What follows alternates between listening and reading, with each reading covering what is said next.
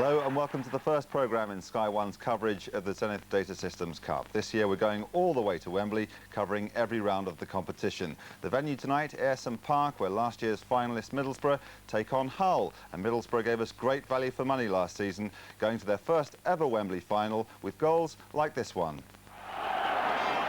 Crowd wondering now if Middlesbrough can do it. It'll be Proctor again with the corner. Mowbray, there he is challenging. Davenport! And it's there from Slaven! Ernie Slaven has done it! And the crowd here have gone absolutely bananas. Will they be going bananas at Ayresome Park tonight? One man who ought to know more than most is our guest expert, David Pleat. David, on paper, on league form, it looks like Middlesbrough's game. Possibly, but of course, once they get out there and the game starts, anything can happen. But Hull have conceded a horrendous total of goals, I think something like 43. Middlesbrough have looked very tight defensively, only 14. Both teams have scored similar amounts. Hull's away form poor, Middlesbrough's home form a little bit erratic, but they both play with a lot of depth, and Hull have gone tonight to take out the two big men. Swan and Bamber aren't in the squad, so I think there'll be football played tonight by both sides, and obviously favouritism has to be with Middlesbrough. Well, I hope we do see a few goals, David. That's the expert's view. Let's now find out from the reporter on the site, Paul Dempsey. What's the latest news?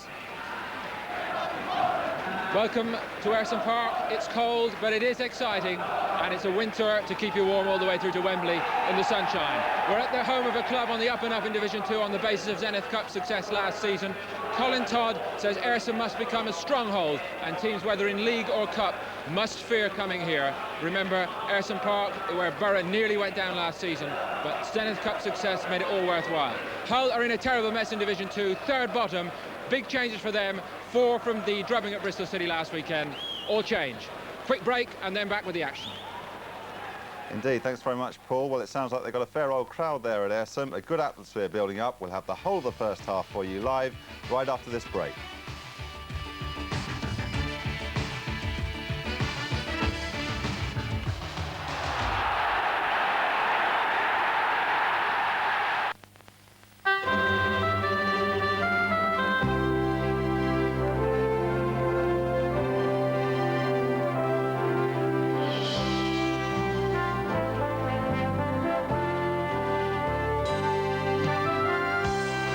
The milk, glucose, malt and thick chocolate that always delivers that unmistakable 100% Mars taste.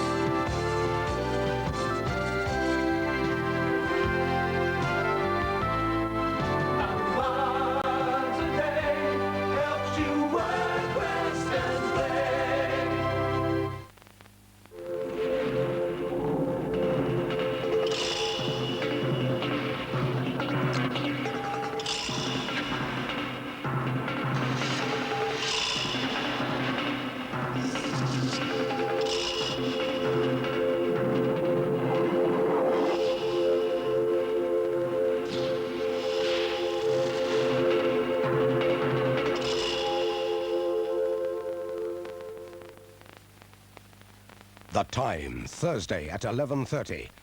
The place, Brisbane, Australia. Sky One's exclusive live coverage of the Ashes Tour commences this Thursday at 11:30. See the young Lions take their revenge. The clashes for the Ashes begins. Australia versus England, the first test match. Brought to you by Vauxhall Motors, Thursday night at 11:30, live on Sky One. Hey, lads, it says here that an American oil tycoon wants to buy Webster's Brewery and transport the whole lot brick by brick from Pennines to Texas. It says he's over here right now. Well, you don't seem very worried. Oh, I dare say he'll change his mind. Eh, Jed? Aye. I think he will.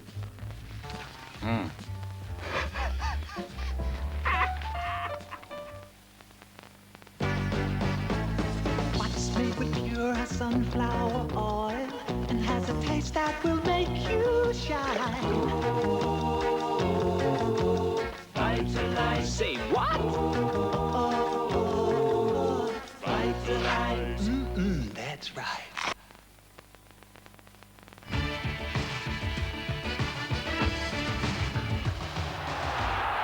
and welcome back to the first programme in Sky One's coverage of the Zenith Data Systems Cup. The match tonight, Middlesbrough versus Hull City. The team's out at Ayresome Park. Let's straight away join your match commentators, Ron Atkinson and Peter Brackley.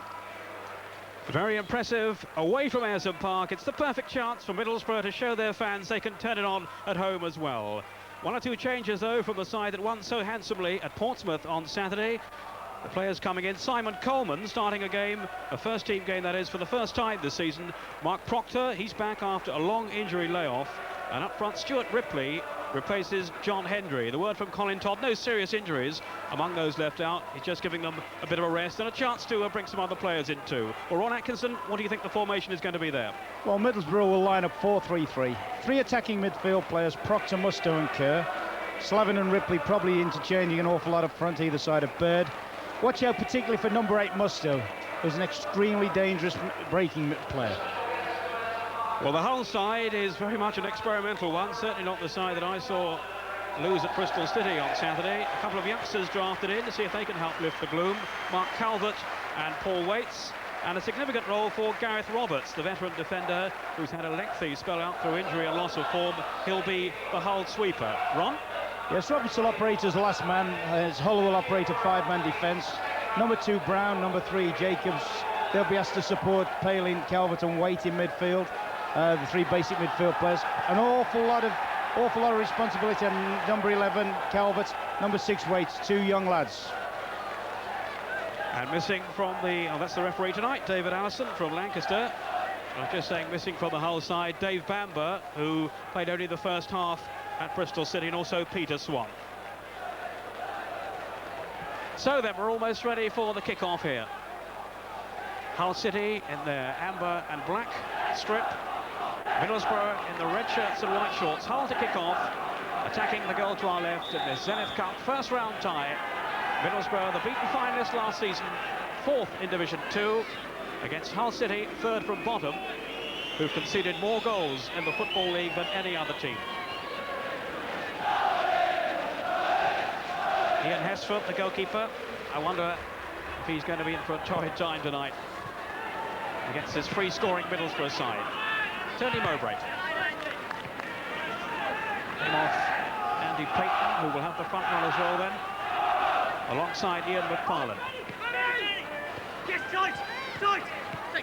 Here's Ripley.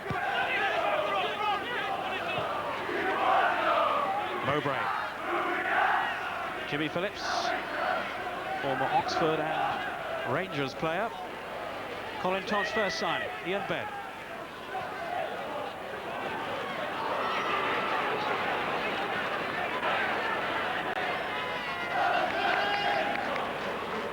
Russell Wilcox allowing the ball to run through for the goal kick. And it certainly took some working out as to what exactly this formation would be for Hull tonight. Rather different to, as I was saying, the one I saw at Bristol City. And I think, Ron, it's going to be quite a test for their defence, who have conceded so many goals. Yes, very much so, and it doesn't help if you're continually chopping and changing, and I'm sure that's something manager Stan Turnant will be very much aware of. There's a big responsibility on this fella. He's a good player, Payton. He's got a front player, number 8 Payton, as good a front player as there is in the division at the moment. Jacobs, it's a useful ball in, but he partially cleared too. Palin's pass. Brown. Wasn't a back cross either. Header goes wide from Waits. Paul Waits, a local lad, having his opportunity in the side tonight, with Stan Turnant looking to repair some of the damage that has been caused by these recent setbacks. There are the substitutes, Alan Kernigan, who, well, he's listed there as a defender. He can play up front as well, of course. Owen McGee, the young man who impressed us so much in that area semi-final last season. And the two subs, Lee Jenkinson and Paul Hunter for Hull. Hunter, a young Scottish striker, and Jenkinson, who came on at Bristol City, and to some effect too in the second half. His pace caused a lot of problems, and I was a little surprised he wasn't in the starting lineup tonight. Anyway, that's Ken Turnant's business, not mine. Slavin. Came off Jacobs. Mustoe. And good defending then by Waits, who's on his mettle at both ends of the field.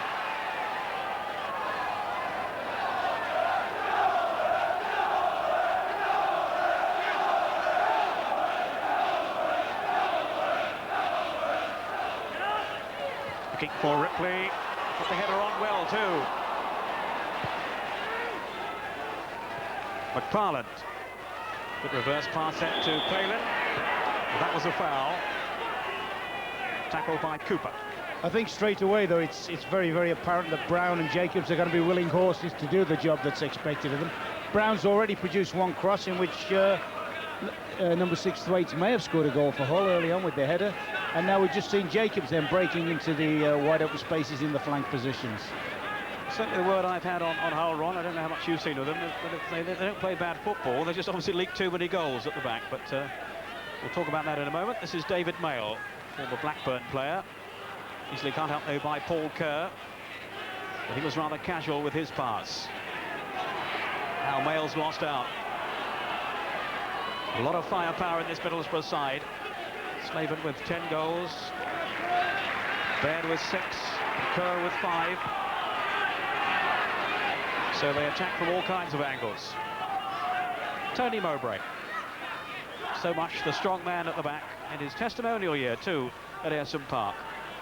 Yes, I also think he's going to be particularly useful for Middlesbrough on attacking plays, because Hull aren't particularly well blessed with height at the back. They haven't got too many big players in the box, and I could see Mowbray being useful on set plays. Brown's cross, looking for Payton, who's very dangerous in the penalty area. Tony Mowbray, who of course missed out on the Zenith Cup final, but was so proud to lead the team out nonetheless. Marvellous gesture by Middlesbrough in lieu of his great service down the years. Mowbray, who was injured for that final. There's Baird with Ripley. Good atmosphere at Ayresome Park tonight on this perfect pitch. It really does look in excellent condition. And it's a mild evening too. So no excuses. These two teams could turn on an exhibition for us. Let's hope so. Cooper's throw. Here's Ripley. Turning well. And Brown was in the way. But a corner to Middlesbrough. Good early promise shown by Stuart Ripley, a player whose chances have been so restricted in the first team by the form of John Hendry, the new signing from Leeds. Kerr with the corner. Coleman's come up from the back. Kerr again, and the flag's up for offside over on the far side. But Ron, you've Sheffield Wednesday have played Hull City so far. What was your impression of Hull that time? You won 5-1. We had our biggest score of the season against them, but we had a sort of day that day when everything we hit went in. And I think that probably tells you the sort of season they're having, where they're not having the best of breaks. Which is surprising, really, because they finished up last season on a little bit of a blaze. Stan Turner got them well clear of trouble. But this year, for one reason or another, be it injuries or whatever, they haven't been able to get a settled side or a settled pattern. And as anyone will tell you, that managers and teams always have problems when that happens. Yes, they were really struggling when Stan Turner took over in November. They finished up in 14th place. And the form of that man Payton with the pass there had something to do with that, I'm sure. 18 goals last season from Payton. He's already got 11 in this campaign. Just too long for McFarland. Good service, of course, for Notts County before his move to Hull City.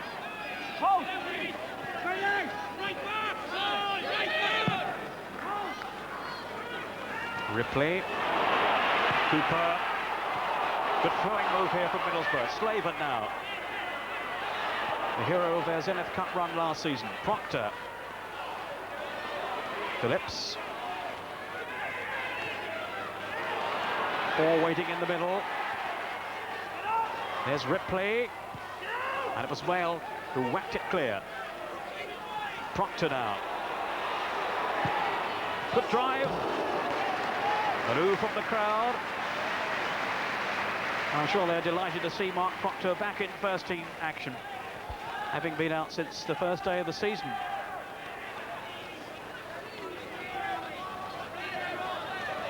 There's a shot from Proctor, whistling wide. Cooper. Ripley. Here's Roberts.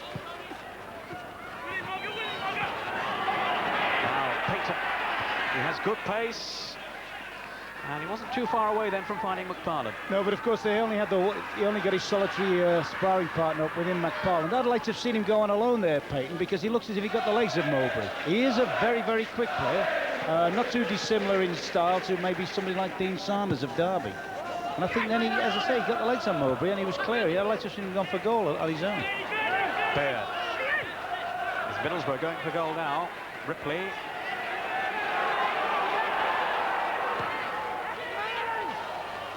Too long though for Baird. Time here for Kenny Brown. Nicky Brown, rather. Here's Stuart Ripley. And he's been very influential early on in this game for Middlesbrough. Palin.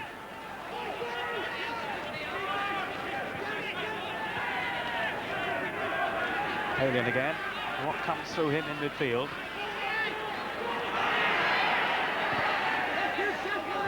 And Cooper able to steady things down. Back to Stephen Pears in the Middlesbrough goal. Peter, it's interesting. We need the side playing with what you would term an orthodox winger. I suppose Ripley's the nearest to that, and he's floating all over the front line. How much space there is for people to break into from midfield and defensive positions. Cooper. Support here from Musto. Now Proctor. We've also got players like Trevor Putney, John Walk in reserve, so it's a very strong squad that Middlesbrough have put together here. Jacob Slahal. Peyton. Good turn then, almost embarrassed Tony Mowbray. McParland now. Peyton. Now, can Brown get a good cross in here? Well, he's forced the corner anyway. So Hull certainly haven't come here just to defend, Rob. Well, that's right. When you've got front players as good or as dangerous as Hull have got, it's a little bit pointless. Particularly impressed early on with Peyton. Good distribution. And he's probably the type of striker that Mowbray doesn't like to play against. On the small side and quick and alive. Variation on the corner. Coleman got the vital foot in then. Ripley marauding, and there's the calming influence of Gareth Roberts, who, as we thought, has the sweeper's role in the Hull side. 43 goals they've conceded in the league so far this season. It's a terrible record, and they've got to plug the gap somehow.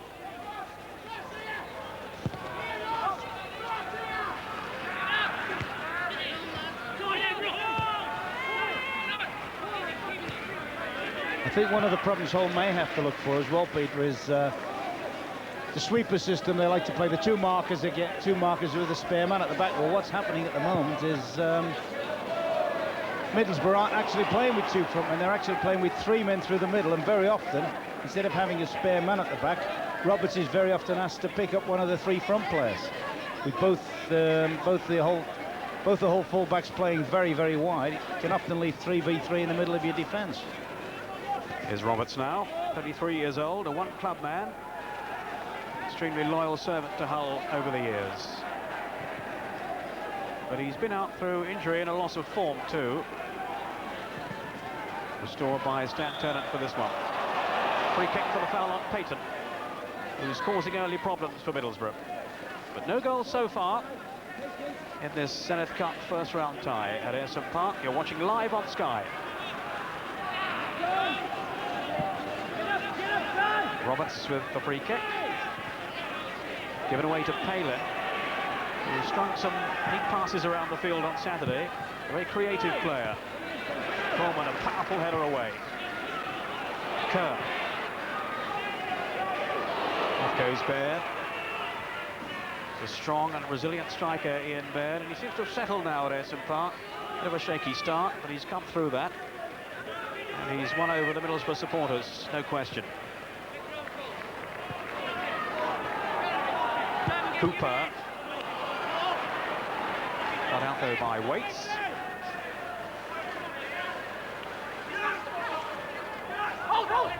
Slavin.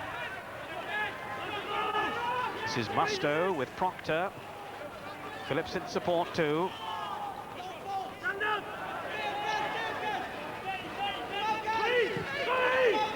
Proctor. Now Cooper. He's renowned for his long-range shooting. Ripley, and that's a corner. So some pressure coming in from Middlesbrough here. And Stuart Ripley very much to the fore. Kerr will take the corner.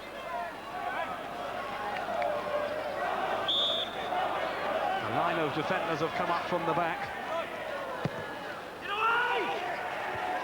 And it was Coleman who almost got there too. Proctor. Here's Kerr. Switching flanks.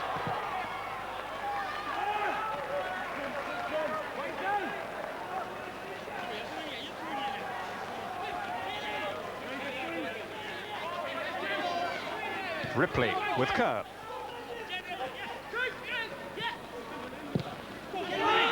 The teasing cross in from Ripley. And Jacobs, no, it was over the line.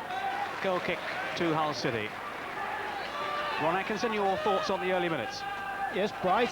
Both sides have come out and played with a lot of brightness. There's no lethargy in the side at all. I think it's essential from Hull's point of view that they keep feeding. As just to say, there's a first-class example. They keep feeding Payton and McFarlane along the deck. Anything in the air really is going to be food and drink to the big Sentinel defenders. That was Calvert who almost slipped through there. But that was a first-class example. That was lovely build-up play there. And I think if Hull continue to play that way, they've a chance of making some good situations for themselves. So I think it rather backs up what I was saying earlier on. Some of their football this season has been fairly enterprising, and they've turned it on quite a few occasions, but then they've been let down by their defending.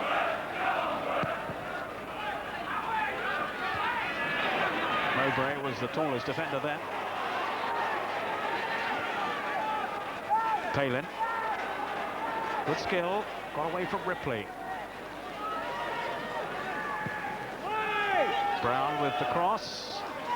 Mowbray winning it in the air. Here's Jacobs now.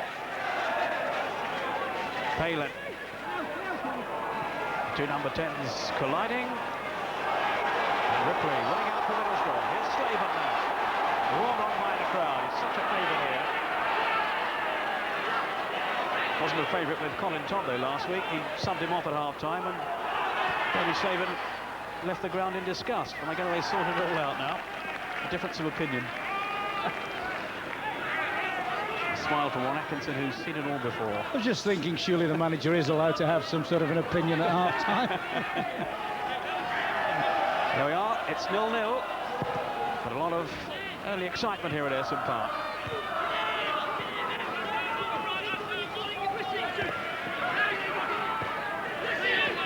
Tackle then by Calvert.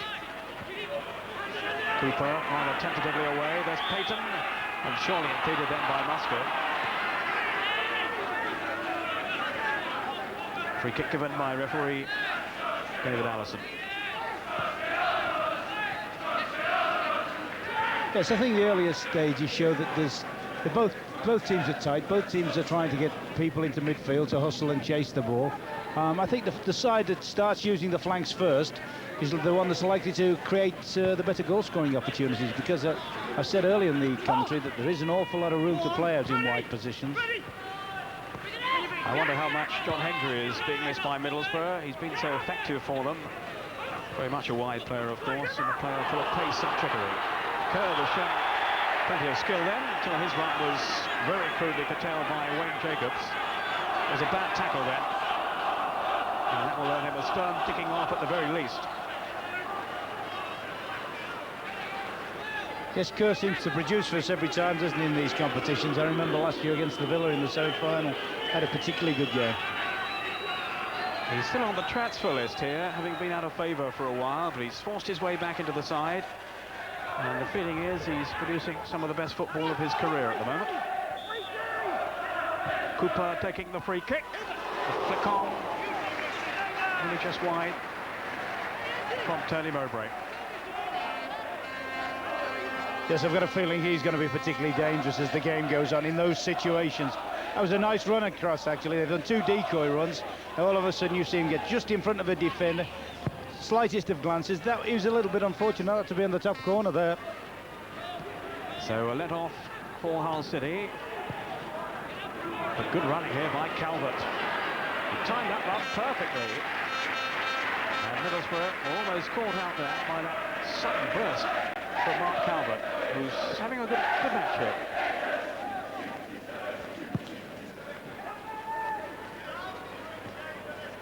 Ripley. Cooper had gone outside him. Here's Slaven. Ripley again.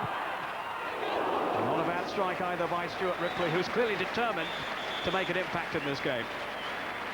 Yeah, he's one of those players, Ripley, that you're never sure whether he's better as a central striker or whether he plays better off the right-hand side. One of those, I would imagine, over the years, he's frustrated his managers because he looks to have so much quality. Actually, he's quick, he's powerful, he's got a good touch, he can get good crosses in, and seems to have problems putting it all together consistently to be a really top player. Yes, he won caps for the England under-21 side, Stuart Ripley, but he's never quite built on that early promise. And I think the feeling is here at Ayresome Park, he doesn't score enough goals, Ron, too. Yes, I was about to say his goals record isn't good enough, really, considering his attributes. Latest score there, Watford are a goal down at home to Jerry Francis' side, Bristol Rovers. Watford struggling in the second division. Latest score too from the Dell, and Southampton 2 up. It's a second round match, 2 up against Queen's Park Rangers. Shearer at Horn, the scorers. Alan Shearer getting the first goal, and Barry Horn the second. Away by Mowbray. On from Waits. Here's Proctor. I was talking with Mark Proctor beforehand. He was really looking forward to playing tonight, having been out for so long. And there is a lot of competition for places at Ayresome Park. 20 minutes gone in the first half. It's still Middlesbrough 0, Hull City 0.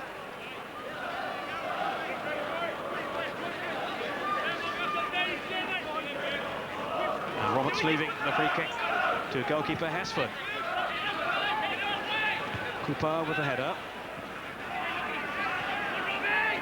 Waits, beaten though by Proctor. Prepared to battle back and fairly, says the referee. Jacobs to Palin.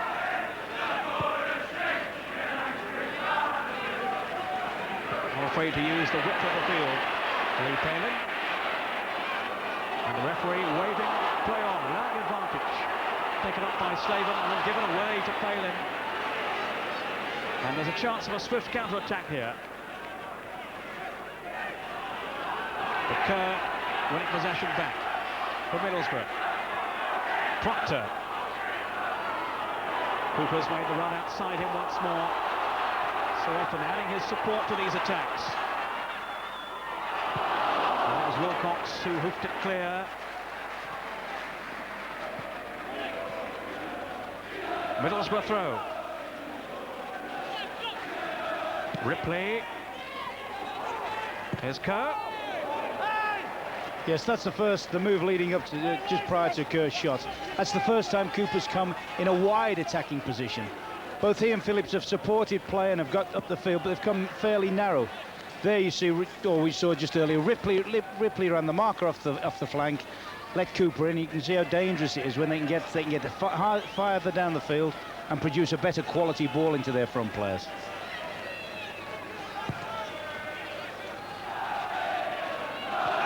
Waits underneath that one. McFarlane. Jacobs.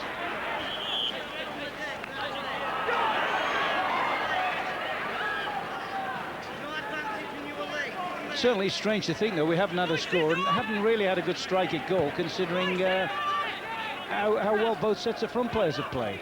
The mobility of the Middlesbrough trio has been good, and Payton's looked as sharp as attack. Brown. Musto. Yes, a lot of enterprising early play from both sides. Cooper now. Here's Palin. McFarlane to Roberts, who'd stolen forward from the back for once. Cooper in a spot of trouble. Can McFarlane take advantage here? Palin supporting. Jacobs. He's got some space here. Nicky Brown. Now Jacobs. And a good effort. It's Wayne Jacobs, the fullback. Last season's player of the year. And reminding supporters here just why he earned that award. If you can see, they look quite an effective side where they put little pockets of football together like they've just done now. And he's extremely unlucky, although I think Pears would have made a very good save if he'd been on target.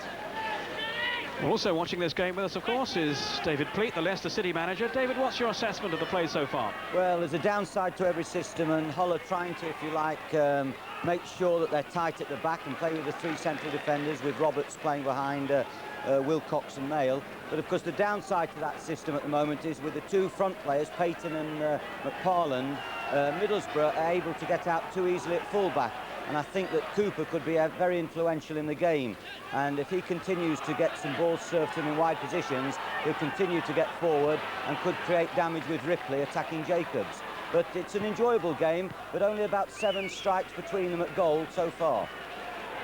Thank you, David. We'll hear from you again a little later on.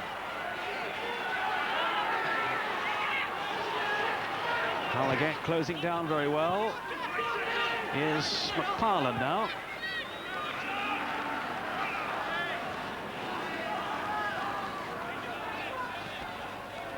Jacobs, who came close to an early goal just a minute or so ago.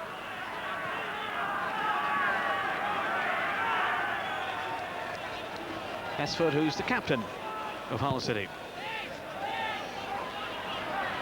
Coleman. Replacing Alan Kernigan in the side tonight. Simon Coleman.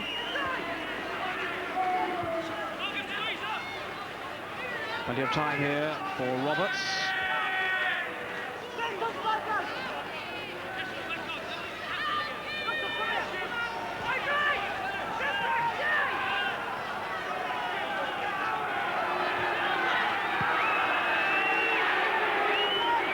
And Hull just happy to retain possession, which isn't going down too well with the crowd here.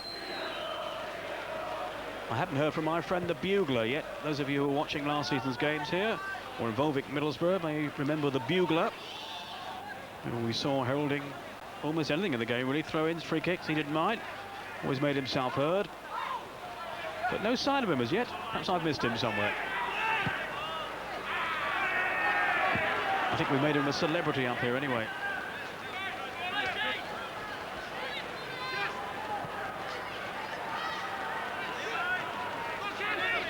Cooper. Bad. Shot on the turn was from Kerr,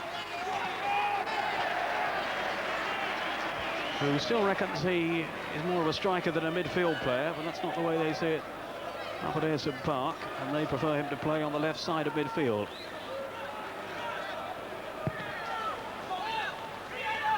Mowbray.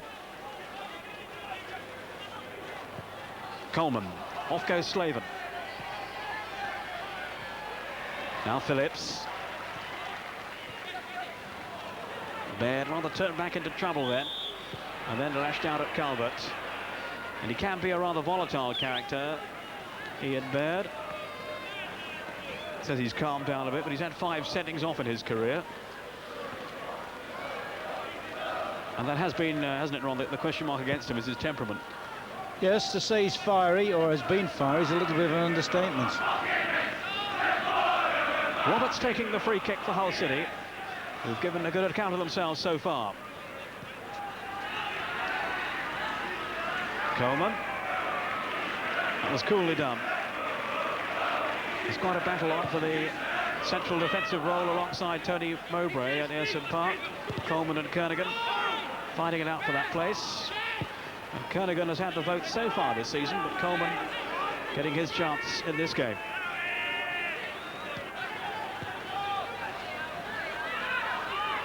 Roberts for Hull. David Mayle. Yes, that's something the Middlesbrough front players are trying to do. They're trying to get the whole full-backs to just play the ball back amongst their own central defenders and then put the three forwards, put a press on them. Ripley. Phillips with Kerr pulling away to his left. Well read then by Wilcox.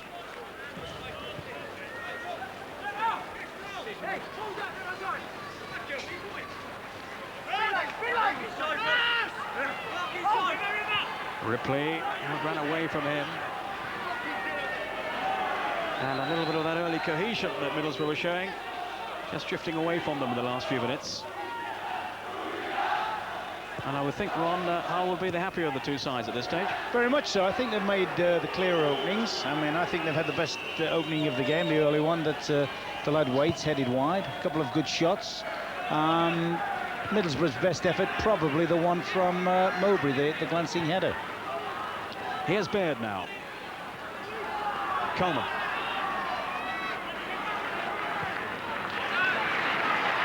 Well appreciated by the crowd.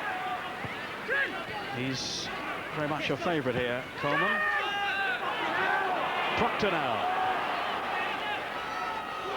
Kerr, after a neat dummy by Baird that almost came off.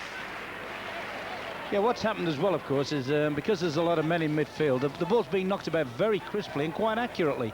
But there's a lot of passes being put together in midfield where possibly you think they should be looking forward a little bit, trying to hit the strikers a shade earlier. Payton, well, he's certainly hit McFarland here. Good shooting chance. Stephen Fair's right behind the shot, exemplary goalkeeping. But again, the pace and the thrust of Payton set something up there for McFarland. Yeah, that's excellent combination play. Beautiful ball from Payton, and not a bad effort from McFarland. Pear's always had it down his throat, but still promising link-up between the two Hull front players. Well, I must say, I've been very impressed with Payton, not only in this game, but also at Bristol City on Saturday. And you can't help wondering how he would fare in a side that wasn't struggling. Does look a very useful player, Andy Payton.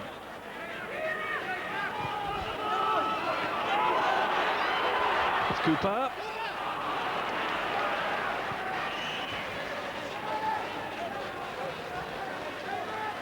Colin Cooper, who switched to right back this season. He was a left back in the past, and indeed won England under-21 international caps on the left side. And there he is, Andy Payton. A constant thorn so far in Middlesbrough's flesh.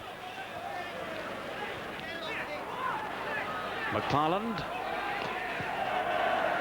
Brown looking for Payton. So there we are, still no goals in this first half. A lot of adventurous play, and if anything, the best chances, though, have fallen to Hull. The side, remember, third from bottom in the second division, and with the worst goals against record in the division by some way.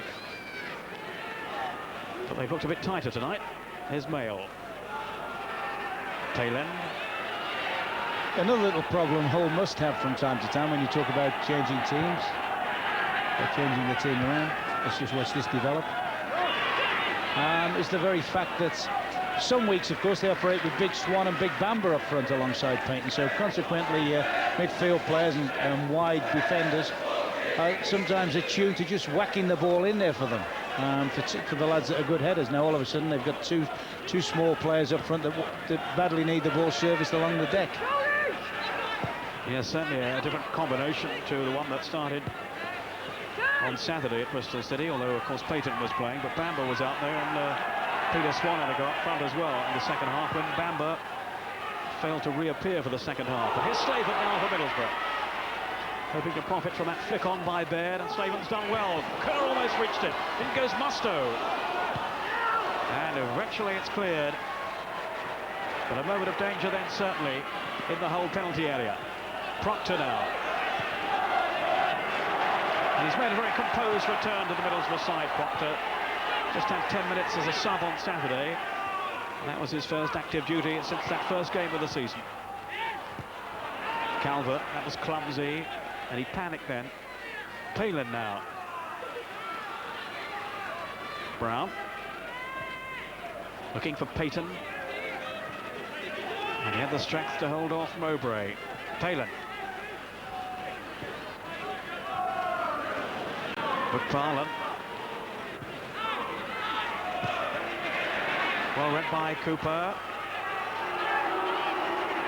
But neither side really establishing a grip on the game so far.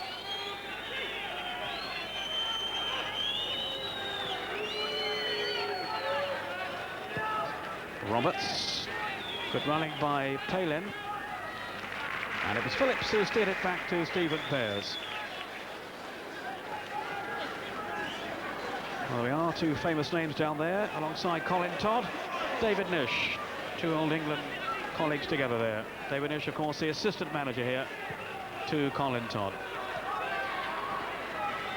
Just hearing that Bristol Rovers have now gone 2 up away to Watford. Ripley. Middlesbrough still searching for the first goal here. Proctor.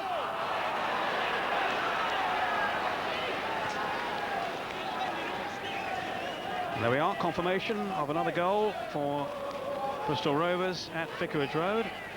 David Mayhew, who scored so many goals for them in their promotion season in the last campaign, getting the second goal for Bristol Rovers tonight. Just thinking then, we saw a shot of the bench, Colin Todd. Just thinking about the opposite bench, how Stan Turner would be feeling. His side's played well as he could have expected, and yet they're still on terms, and you just feel there's more to come from Middlesbrough, don't you? You probably feel Hull are playing at maximum at the moment, and they're playing excellent, to be fair to them. But you just feel there's a lot more penetrating play left in Middlesbrough yet. Ripley now for Middlesbrough. Coleman. A chance to advance towards that whole penalty area. Proctor with Baird. Now Musto. Ripley. Packed penalty area. And it was Coleman who climbed the highest, but unable to make decisive contact.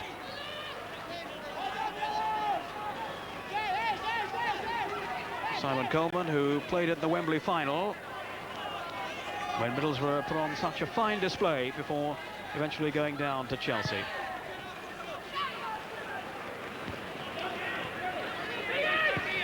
Baird. 10 minutes of the first half to go.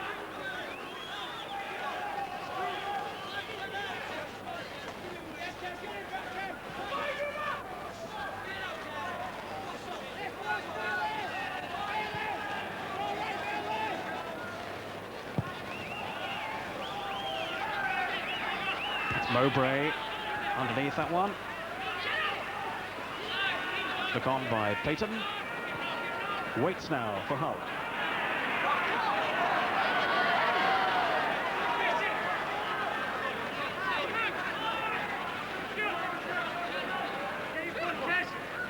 Ripley. Jacobs got a foot in. Here's Slaven. And Phillips with a lot of room to manoeuvre. Baird's flick. Oh, Slaven slipped at the vital moment then. Wilcox bringing it away for Hull. Now, as Mowbray got the legs on McFarlane, bit of difference in the size of the two of them. And it was the bigger man who was always favourite to win out there. On from Baird. It goes Kerr. Phillips now. Here's Slaven lurking around the penalty box.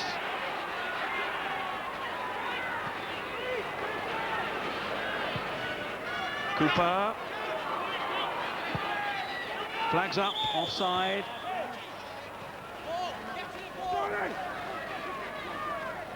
So Ron, Hull City continuing to contain Middlesbrough. Yes, they're containing very well. They're getting people back behind the ball quickly in midfield. They're holding their edge of the penalty box quite well, not allowing the bigger Middlesbrough players to creep into the penalty area. I think Phillips on the left-hand side of the Middlesbrough defence is he's making forward runs and then he's cutting things back a little bit, whereas I think if he went all the way a bit, Cooper started to go all the way a bit and produced 3 balls from the right-hand side. If Phillips was to do more of that, I think you'd see more pressure being built up by Middlesbrough. Brown. Waits was in there and he got his header in too. Yeah, that's twice he's arrived in that late position. Once when I thought he had an excellent chance. That wasn't a chance there, of course. But he is a biggish built lad, and it's good to see a midfield player willing to go into the opposite penalty box. Jacobs to Palin.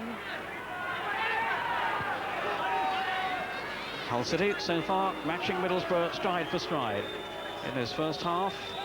Zenith Cup first round. The match coming to you live on Sky. The first in a whole series of matches that will be bringing you from the competition this season.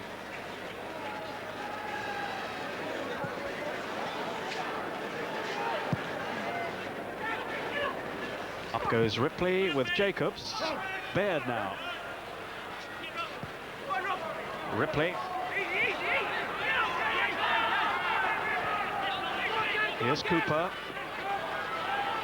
Chance to show his venom from a shooting chance, as he has done quite a few occasions in the past. Came off Mowbray. Phillips. Phillips again. Finding Ripley.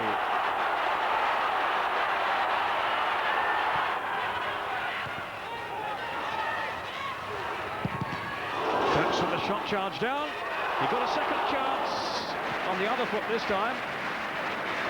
Yes, I think it's fair to say I would have thought his first effort, his left-footed shot, was probably going on bang on target. That's a hell of a blast. Now that really brought the crowd to life here. One thing as well, of course, Peter, we saw a fair bit of Middlesbrough last season in this tournament. You know full well at some given stage there's a chance going to fall to Bernie Slavin. Quiet game, but he's always a threat. I mean, we've talked a lot about Payton up the other end because he's probably a more spectacular type striker.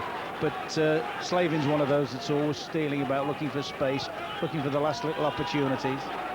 Yes, I saw him score a hat-trick down at Brighton earlier in the season, and all three were taken in such clinical fashion. But here's an opportunity now for Payton for Hull. Can he finish it off? That was a very important tackle then by Cooper, who chased back at him, and Payton was almost in the clear then. And that was admirable defending by Colin Cooper. Yes, excellent. Here you see Payton. It's a pity he tries to switch back to his right foot then. I think if he'd have stayed going on his left side, he might have got himself a clear strike at goal. But as soon as he cut back across the defender, it enabled Cooper just to get enough to do enough to make him stumble. Well, he only needs a sniff of the goal, this fellow Payton, and he might get another one here. Flags up for offside. I don't think the Middlesbrough players have seen it. Either Ripley or Slavin was caught then. But a near miss at the other end for Hull. Palin.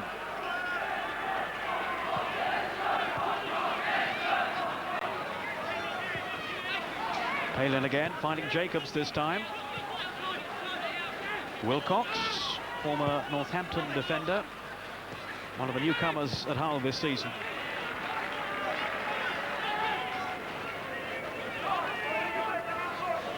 I wouldn't mind one of those.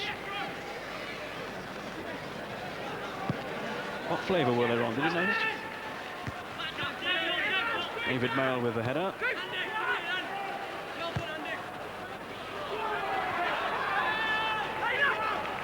Ron is quite happy as long as he has his throat lozenges, which I supplied him with before we kicked off.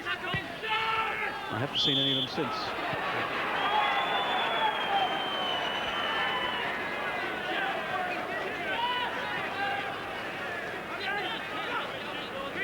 I'm also going to buy you some paper and a pen for Christmas because you never bring your own. Jacobs, Palin. Here's Musto working tirelessly in the midfield in the engine room for Middlesbrough. Says this fellow, Palin.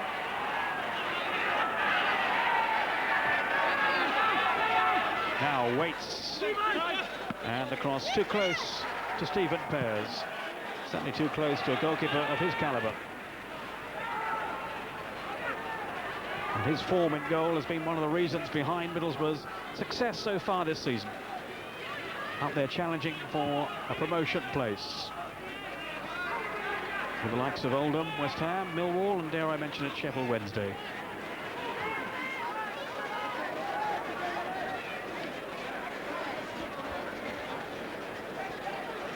Certainly Colin Todd rates pairs among the top 6 in the country, and he says, I mean in the country, not just the second division. Former Manchester United player, of course. Jacobs. This is David Mayle.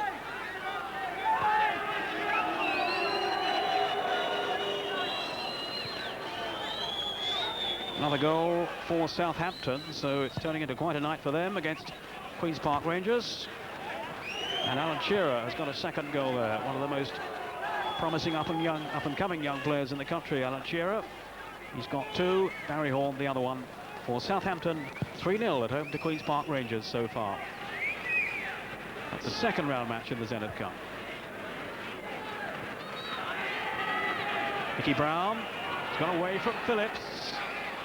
Waits is in the middle, and McFarland here. And fine save by Pears on the near post. Good run from Mickey Brown there. I wasn't quite sure he got that sort of pace in his locker. He actually missed his cross. He's missed his cross, which is giving the ball to McFarland. Put him in an excellent scoring position. So once again, Middlesbrough at full stretch, and this time saved by goalkeeper Stephen Pears. But still, Middlesbrough under the hammer. And they've left just Bernie Slaven upfield. The game still awaiting its first goal. The referee urging them to get on with it. Here's Palin. They've got 3 waiting in the middle. And that's a Hull throw. Brown will take it. McFarland. Brown again. Payton. Well, he's like lightning in the penalty area, but his header was off the target that time. Yes, but I think that's the way Hull have got to play. They've got to pass the ball about, keep their patience. Don't just throw big up and unders in the box. And I think they'll get value for it. They've had an excellent first half, to be fair to you, Peter. So the first 45 minutes ends without a goal. And Middlesbrough, for all their early promise, failing really to produce all that many chances. Perhaps that effort from Tony Mowbray flicked past the post, the best that they've created. And Hull have certainly come back with a vengeance at times. Andy Payton, a constant menace up front, and young Pates too, Paul Waits, the midfield player, making his presence felt too. So there we are, no goals in the first half. We'll be back after a short break. Join us again.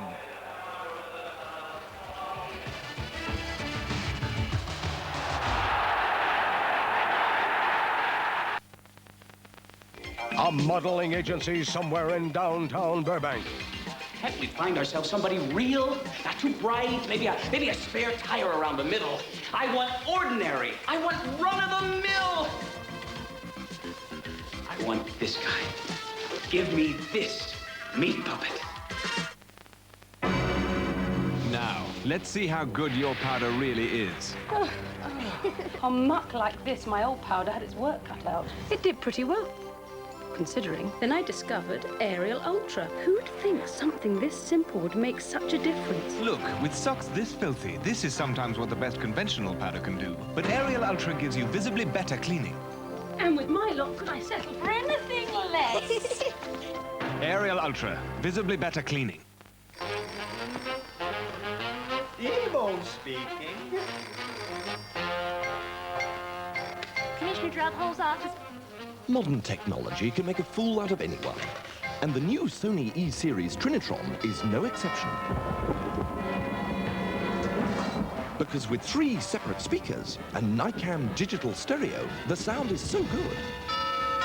It's hard to tell which is the TV and which is the real thing. Sony, why compromise?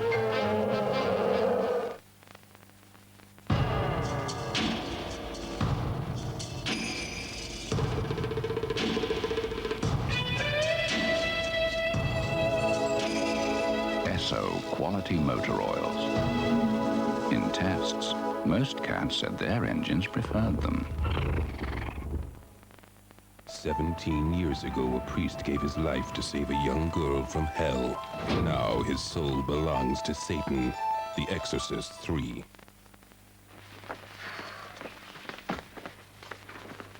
Got any lemonade? If you want.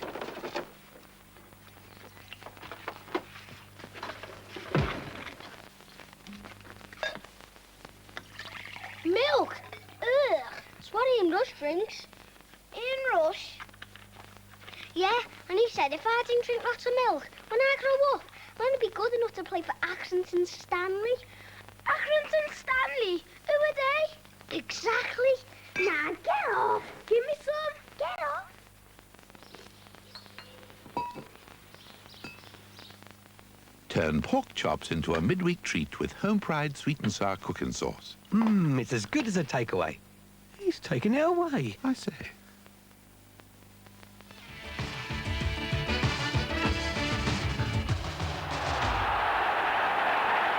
Welcome back to Sky One's coverage of the Zenith Data Systems Cup. The match we're covering, Middlesbrough versus Hull, 0-0, the half-time score. With me, our guest expert, David Pleat. David, you would think that Middlesbrough would be ahead by now. Hull conceded 43 goals this season, but it hasn't worked out that way. Well, territorially, I think they're ahead. They've had far more possession of the ball. They've lacked conviction in the final third. I think if you had the old barometer, the swing would be something like 65-35 towards Middlesbrough in terms of possession. I just feel Hull can't get enough support for their two front runners. They've run ambitiously, they've had reasonable surface, but I haven't seen bodies flooding forward to join in with them. And Middlesbrough having a nice, easy game, plenty of possession, but they lack that final thrust. How do you see it panning out? Who would you put your money on? Oh, I'd put my money on Middlesbrough. I hope we're not offending too many people in Hull. I think that Middlesbrough have more to give, and the home side. You see in the system that Hull are playing, Jacobs and Brown, the fullbacks. We've just seen a chance near half-time where Brown has forced the issue by going down the right. But Jacobs and Brown have got to get forward in their system and support better. Middlesbrough have had more of the play, and I would think that Colin Todd will just give them a few words of wisdom, maybe harshly versed, and I think they'll put a little bit more thrust into it this half. Cooper, I particularly like going down the right, but I think he can get further down the right. Well, you mentioned Jacobs. We've got some incidents to look back on. The first one involving him, and I think it was around the 25th minute. Yes, it was one of the few times Hull built a move where numbers came forward. They played it wide to the right. It was played back in by Brown, and then Jacobs sees a little sight at goal and hits it. Good swinging shot. I think Pears was reasonably comfortable. But that's the type of play that Stan Turnett will be imploring them to have. They've got to go forward. They've got to test Pears a little bit more. 6 goal attempts I counted by Hull that half. It's not quite enough. Well, look, Parlin had an effort just before the break when I thought actually Hull were going to nick one. I think they came very close here. Yes, there's always a danger, of course, that when a team's having so much possession, the other team can catch them and they can lack concentration. Brown goes forward here, and acres of space there for McFarlane, far too much space. Question marks will have to be raised there against Coleman and Mowbray. Dangerous lapse of concentration. Had that gone in, it would have really set the game up. There you see him take it, one touch. He's got a bit of an oblique angle there. It possibly would have crept in at the near post, well covered by Pears. But by contrast, Middlesbrough have had all the play, but their chances haven't really been so clear-cut. Yes, they're putting crosses in possibly a little bit too deep. I would like to see them trying to attack the byline a little bit more, particularly Ripley. He's got pace. He's a great promiser, I believe, Ripley. I don't think he quite produces what he promises. Cooper's quite comfortable. He's got loads of space to get down the right, and I would like to see them force the issue against Jacobs and make a 2v1 situation a little bit more and get balls back to Slavin, who is an excellent finisher, as Ron pointed out, and Baird, who likes heading. They need a little bit better service, and I think that to provide it, Cooper and Ripley could be the key. So we've got the latest scores coming out now from obviously other matches on today in the Zenith Cup. Let's have a look at them. In the first round, Notts County 1-up at home against Port Vale. Plymouth 0, Brighton 0, and Watford in trouble at home to Bristol Rovers, 2 goals down with just the second half to go. And in the second round, those two First Division sides both getting a bye to the second round, and it's Southampton 3, QPR 0, Shearer getting a couple there. Well, unfortunately, we've got no goals to offer you from our match at Ayresome Park, but there's a whole 45 minutes still to come. Let's hope we have some more for you right after this break.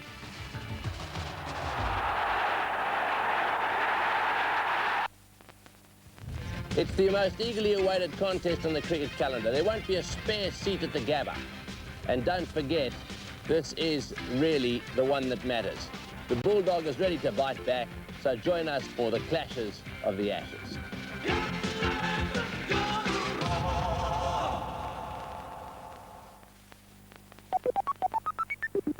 Hello, baby. Say ah. Only you. Oh, lovies. Oh, darling. Oh, heaven.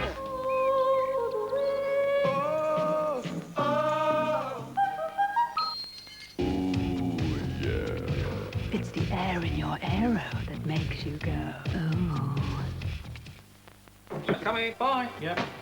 Yeah, what's this? Fairy Ultra. Non-bio, we can't recommend that. But it's a technological breakthrough. Leaves nothing on bios behind. Well, leaves them behind, eh? Yeah. Look, all I want to know is, will it out-clean the leading non-bio at low temperatures on tough stains like... Tea.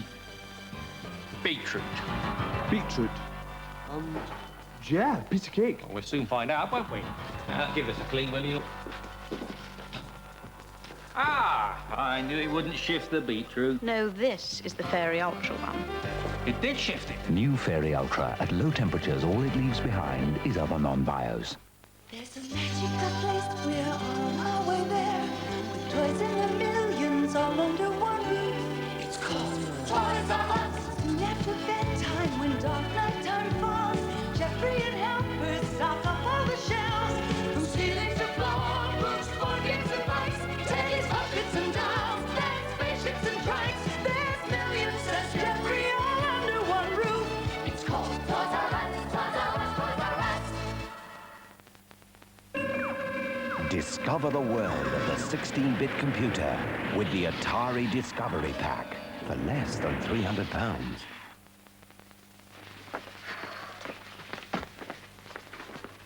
Got any lemonade? If you want.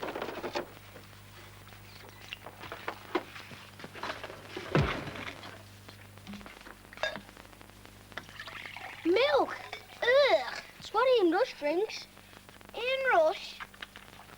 Yeah, and he said if I didn't drink lots of milk, when I grow up, I'm going to be good enough to play for Accrington Stanley. Accrington Stanley? Who are they? Exactly.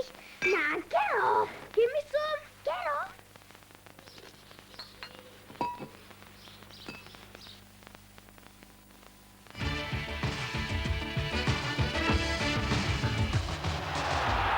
Welcome back to Sky One's coverage of the Zenith Data Systems Cup first round match between Middlesbrough and Hull City. The half-time score 0-0, and one of the most interested parties, a local resident to Middlesbrough, is joining us now from pitchside. Paul Dempsey is talking to the Republic of Ireland manager, Jack Charlton.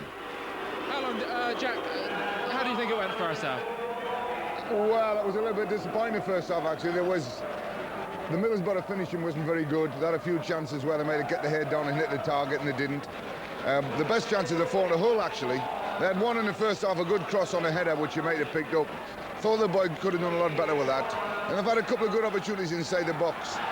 Middlesbrough look the stronger and the better side when they start to run and get the game together, but they're not closing down in midfield like they can do, and they're giving Hull a little bit of time to settle and pick their final passes, and they may get punished if they don't do it.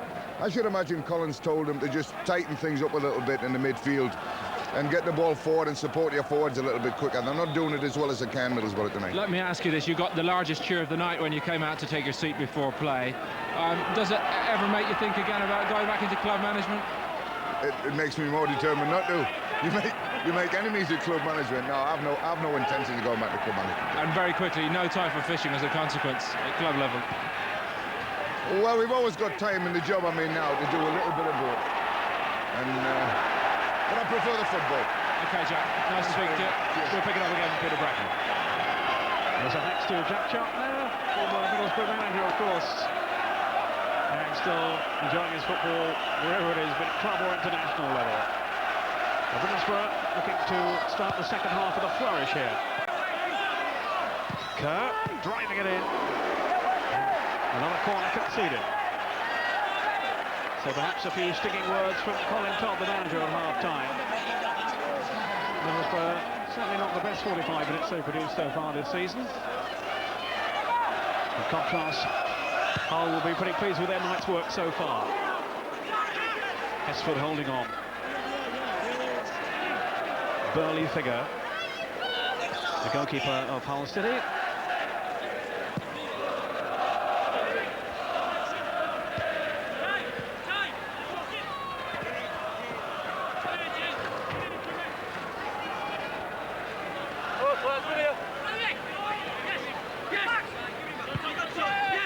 Brown.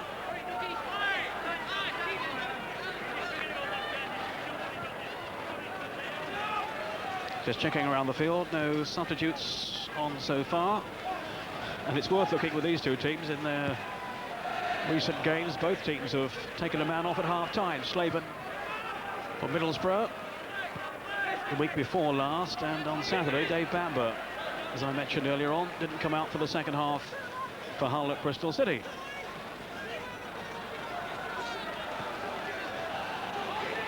I was talking to Stan Turnant about that. He said he wasn't too sure he came out for the first. You said that, not me. Offside against McFarland. Well, he's looking daggers at the linesman, but he certainly seemed offside to me. Yes, he was well off. No complaints. But when you're out there, sometimes it looks a different game. And McFarland thought he was onside. Not so. Mowbray taking the free kick. Ripped his little flick on. Here's Mustoe. Supported by Cooper. Baird going in. And David Mail had no alternative then but to steer it away. Well, that's a super cross from the right part of the field. A brilliant cross. Probably, but definitely the best ball they put into the box all match. And now the crowd really getting behind the Middlesbrough team. As they probe for this first goal, Hesper under pressure. He somehow got it away, and there was no question of any foul on him.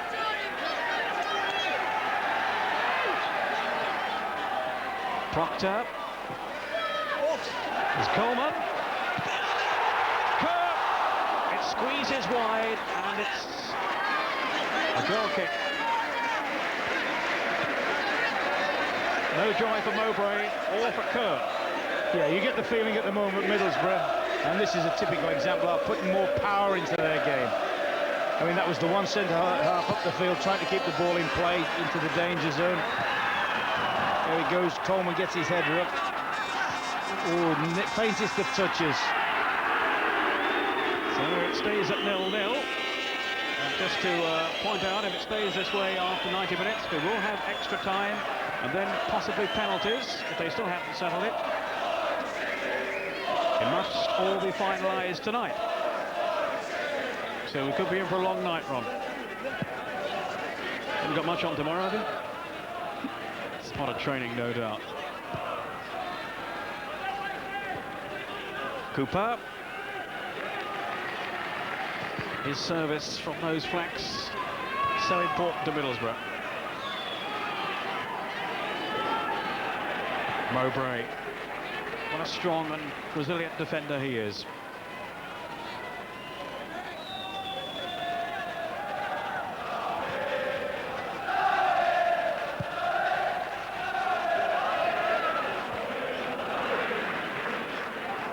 Proctor. Cooper. Off goes Ripley. Tiny figure of Roberts shadowing him all the way.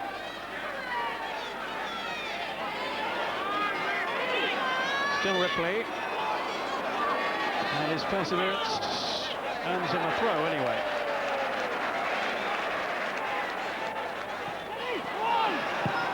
Roberts away. Mowbray to Proctor. Now Phillips. Here's Kerr. Busy darting figure. This is Ripley. A chance for Mustoe. Another corner, but again the defensive play from Hull was tight enough, and they managed to deny Mustoe then.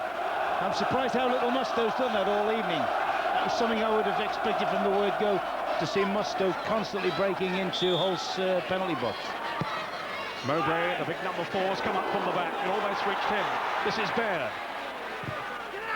There's too many defenders in the way, and Proctor high and wide. Yes, they'll do well to weather this storm at the moment, Hull. Middlesbrough turned the full power on. And have decided, I would guess, decided to put more balls into the penalty box and say, come on, let's try and force a goal. Because their approach work has been neat and tidy, but really there hasn't been too much end product in the first half. But now, as I said, they look as if they've gone up a gear.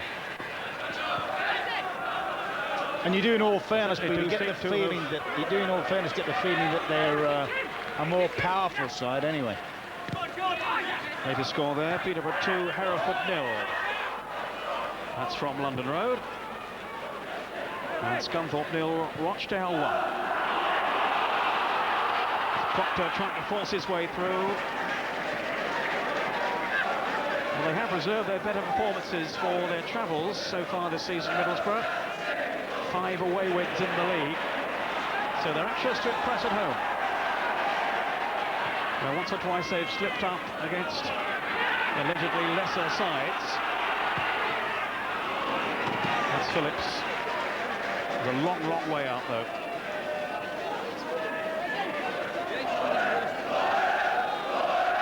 But without putting you on the spot too much, Sean, would you expect Middlesbrough to be up there challenging for a promotion place? Oh, very much so. I mean, I thought they'd have done better last season, but probably they had one of those seasons, the trauma of relegation and then, you know, changes and so forth. But now they're a competent side. They've got a lot of good players at the club. Yes, in the end they had a struggle to stay up, all down to I think the last day of the season when they beat Newcastle. Otherwise they would have slipped into the third.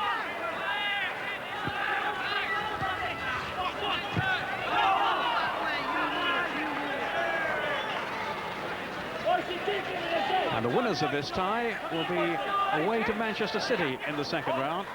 So that's going to be a tough encounter, whoever does go through. Baird, a rather risky pass there, but he found Cooper. Musto, again linking well from midfield. And it ran away from him thanks to the challenge from Palin. Roberts had to rescue Hull there. Cooper. Middlesbrough looking to step up a gear here. Ripley. And the whistle's gone. So much noise, I didn't hear it. Some of the players didn't either, but it's a free kick to Hull. Yeah, certainly the most significant thing in the half has been the fact that both Musto and Kerr in midfield for Middlesbrough are now making a lot more forward runs than they were. In the first half, they were just content to sit behind the front three and supply and service. Now they look as if they've got to not only join the front players, but run past them.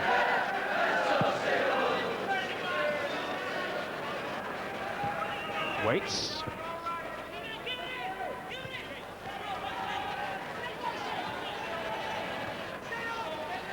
Now Coleman for Middlesbrough. A lot of movement up front from Baird and Slaven, but he's not managed to find either of them. Here's Palin. Waits. Jacobs had that fine shot in the first half. And, well, that's a foul, decides the referee. The linesman, in fairness, was very close attendance and was quick to raise his flag. Foul by Mowbray on Clayton. So free kick to Hull. Wilcox has come forward. And that slip by Jacobs might just be costly. Away goes Kerr. Ripley outside him. Slaven and Baird waiting through the middle. Ripley's cross. And Mail away for the corner with Slaven and Baird lurking behind him.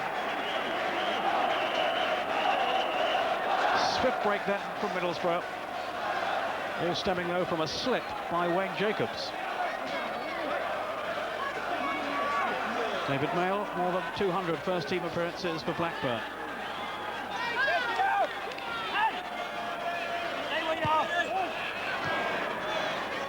Kerr. Firm header away.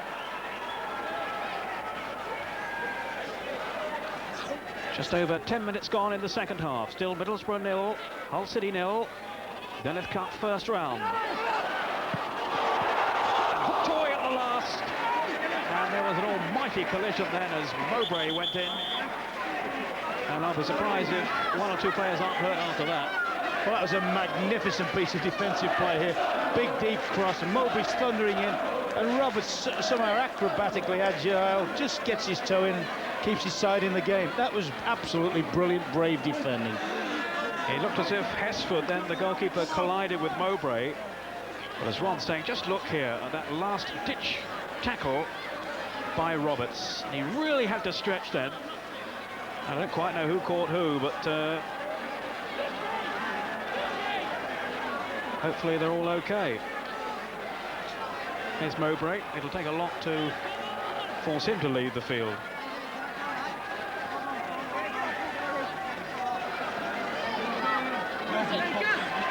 Well, there's the hero of the hour, Gareth Roberts. And his return to the side, no question, has been a success. Proctor. Here's Kerr.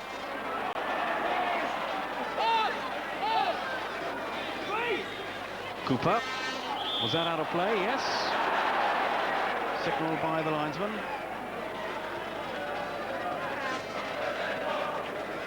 Both the Middlesbrough substitutes were warming up then. Alan Kernigan and Owen McGee. But no prospect of a change at this stage.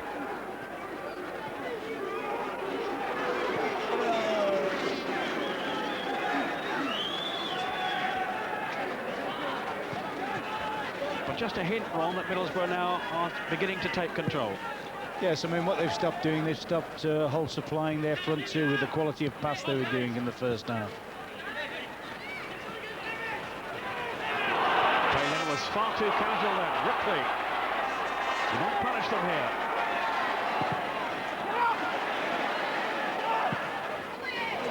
Well, he claimed he was sandwiched, therefore he says no way.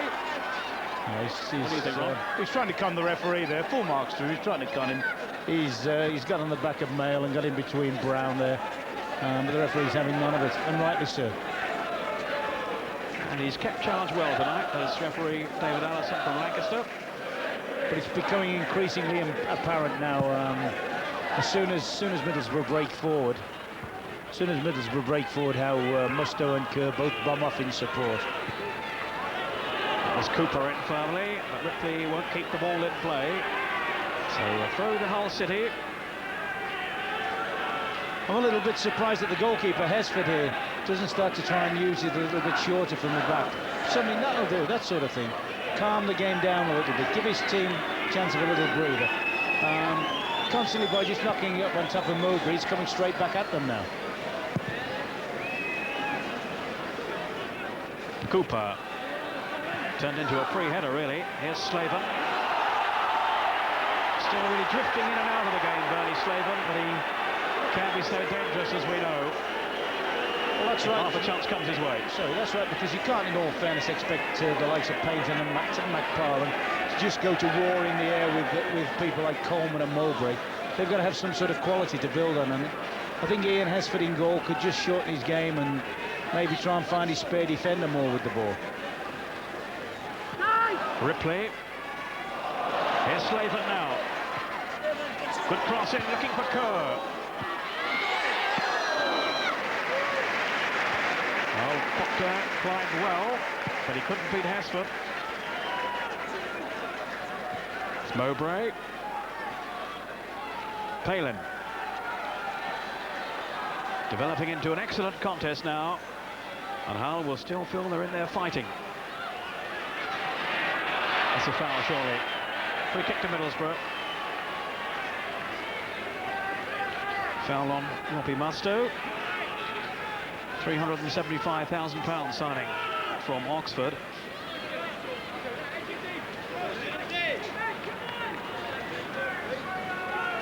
And he slotted in well at Ayresome Park. They've lost Mark Brennan, of course, Middlesbrough, from their Zenith Cup side of last season.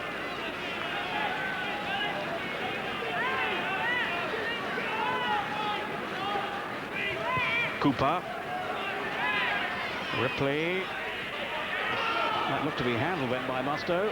The referee was right on the spot, said no. Slaven. That's a lovely turn. And a spectacular save by Hesford. And there we saw the menace, the threat of Bernie Slaven. 10 goals this season, around 30 last season as well, including 7 in the Zenith Cup. I must confess, as he pulls it back on his left foot here, I thought this would have had goal written all over it. Good work by the goalkeeper. But that is Slaven. I don't think he's had one more opportunity in the game apart from that. He sees tight control, throws it dummy one way, comes back on himself, favourite left foot, tries for a bender into the top corner. What a great reaction, say, by Ian Hesford. Up goes Mowbray. Baird. Trying to settle for a corner. All he's got, though, is a throw. Roberts, who came over. Phillips might look to hurl one in here.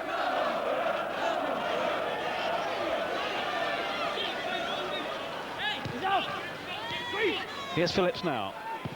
Came off Mowbray.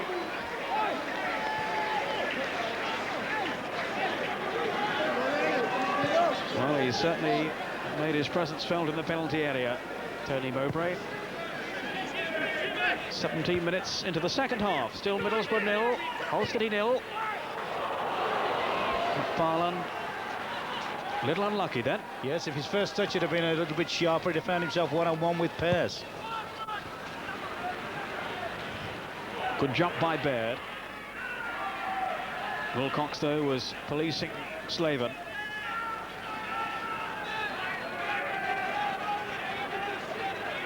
Palin. Here's Mowbray.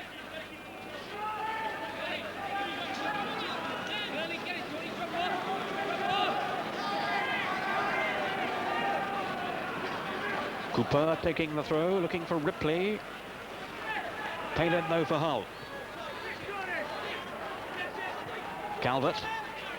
Palin again. Now Jacobs. This is Palin. Roberts. Middlesbrough can't get the ball back off them. Yeah, you feel that's something Hull have got to try and do. I mean, they've been constantly under the cosh since the interval. They've got to try and just break the game up and get themselves some possession, and that's where they'll be looking for, to the likes of, as I said earlier, Hesford. Palin would be very influential in that. He's a player that can get on the ball and make things happen. That's what he's trying to do here now. Does have this ability to turn players. Thinks very quickly. Waits, flags up for offside. The referee, well, he's been sensible there. He's allowed the advantage, and it's taken up by Slaven. Good referee. Off goes Phillips on the charge. And across comes the powerful figure of David Mayle. And that's gone up on the roof somewhere.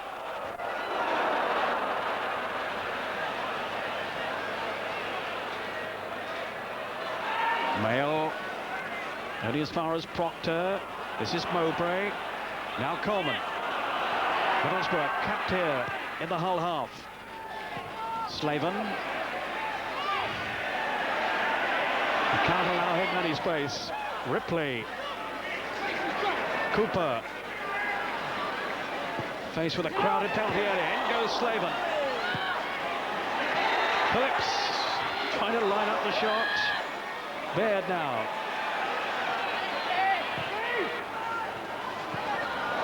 And here's the break that could be on for Hull. Middlesbrough with players stranded upfield, and that was a disappointing ball there. And no one will be feeling that disappointment more than Andy Payton. Yes, that was a good situation for McFarlane. He got a little bit excited, actually. He could have taken it on and then just stroked it a little bit better than that. That would have been a right threat if Payton had got himself one-on-one at the last man in Middlesbrough's defence. Well, that came off Wayne Jacobs, so a corner to Middlesbrough. That'll be the signal for Coleman to come up, for Mowbray to come up. Yeah. I would think Colin Todd will be just a touch disappointed with the quality of his right-sided corners. They haven't really stuck one penalty round about the penalty area, but above everybody else, to give the likes of Mowbray and Coleman a chance to come in on what I would term big thunder headers. Mowbray on the edge of the area. In he goes. Hesford just tipped it over the top. It's just the sort of ball I'm talking about. Something that's above every defender, because Mowbray knows he will be the best header on the field there. He'll get the majority of those. Here you see, it's very difficult for the defender, for the Hull City defender to get at, because he knows Mowbray's going to come thumping in on top of him. And Hesford had to be at his most alert then to just whip it over the top. They're actually leaving Mowbray unmarked. Musto trying to drive it in, and there's always this threat of the counter-attack with Peyton upfield. But Cooper now trying to loft it over the top this time. Here's Proctor. Kerr. It's an interesting marking arrangement that Hull have on corners. They don't really mark. What they do, they just mark areas along the 6-yard box. And that last corner, for instance, Mowbray, who's arguably, as I said, the most dangerous header, they were prepared to leave him with loads of free space to run into. I think that could be a little bit dangerous, that ploy. Yep, they could be made to pay for that. Good surging right here by Cooper. Ripley now. He's got Slaven at the far post. Well, he'd come inside. Sometimes teams are a bit inclined to do that, you know, Peter, when they feel themselves they haven't got over outstanding headers. I mean, Mayle's a good header of the ball, but apart from him, there's nobody with any real height and presence there. Wilcox possibly. So they tend to mark areas, what they would call danger areas. I hate to see that, you know, I hate to see any of my sides where the opposition's most dangerous header is given a free run in.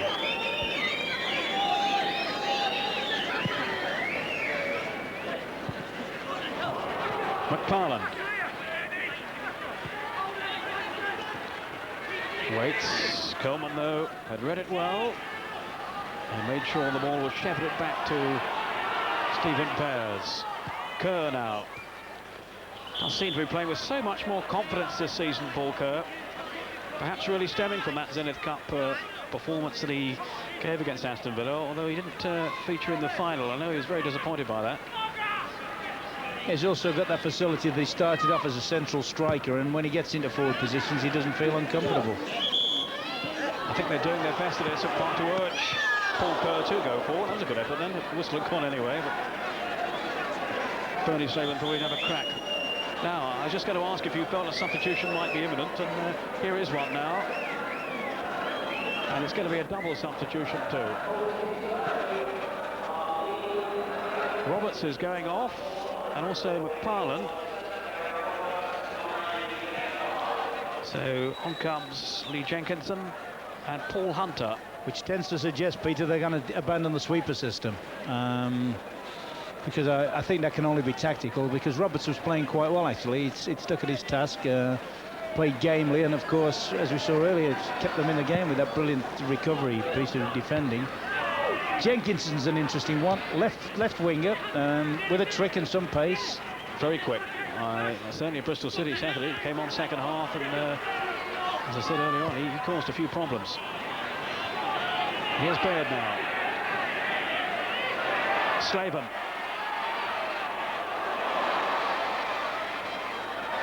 Well, he's made his way to the byline, and he's got the corner.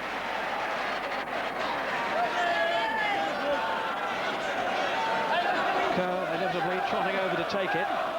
Also, inevitably, up comes Mowbray. And Coleman, too.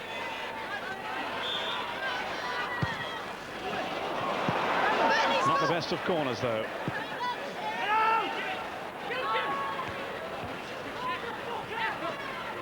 Hunter.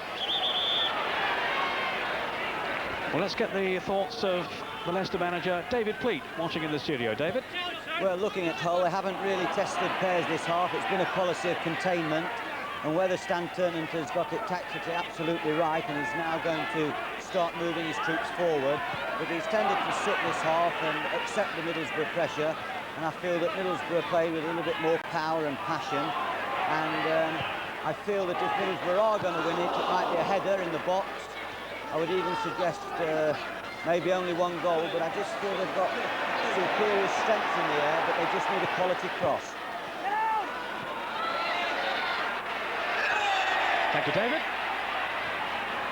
So the siege was on, and there's Mowbray's tackle in the other half.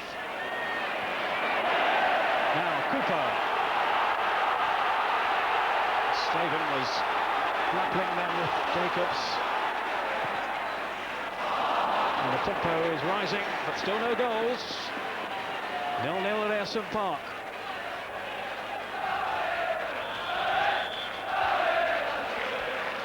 I know it's tempting fate, Peter, but you really can't believe that Middlesbrough aren't going to break the barrier very shortly.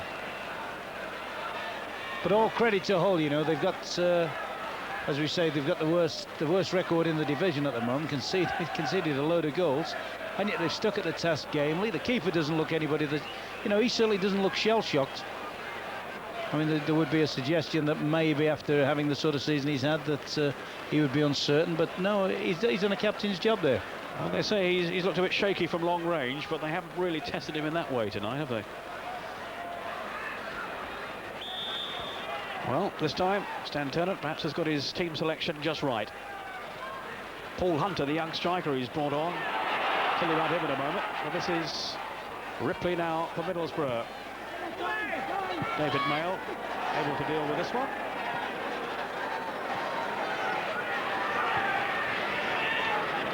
Palin, they've got 3-4 up here.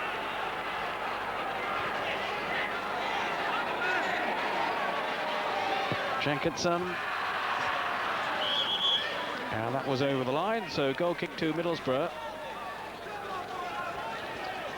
Lee Jenkinson, a local lad. On the other side, Paul Hunter came from the Scottish Second Division. There he is, number 14, and he came with some rave reviews. He was scoring a lot of goals, and he cost a fair bit of money too, I think around £150,000, but he's never really fulfilled his potential. So another one with a lot to prove out on the pitch now for Hull City. But overall, Ron, a lot of signs of encouragement really for Hull. Very much so. I mean, they've made a game of it. They've had a tactical plan to start with, and they stuck to it, and would consider themselves first half very unlucky not to go in with the lead.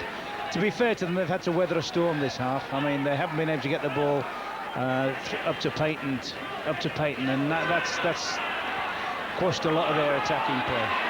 Here's Phillips now on the rampage for Middlesbrough once more. Mayle, who just lunged out a leg then. There's cross. Didn't fall for Ripley. David Mayle, who kept hurtling out. Brown this time clear. Yeah, Mayle's keeping him in the game at the back at the moment. Experienced, strong and gutsy. Yeah, they say he's found his form in the last few matches, David Mayle. He always looked a competent defender for Blackburn. And he's kept things tight at the back. Colin Todd and David Nish wondering if their team are going to find this elusive first goal. Paul Kerr.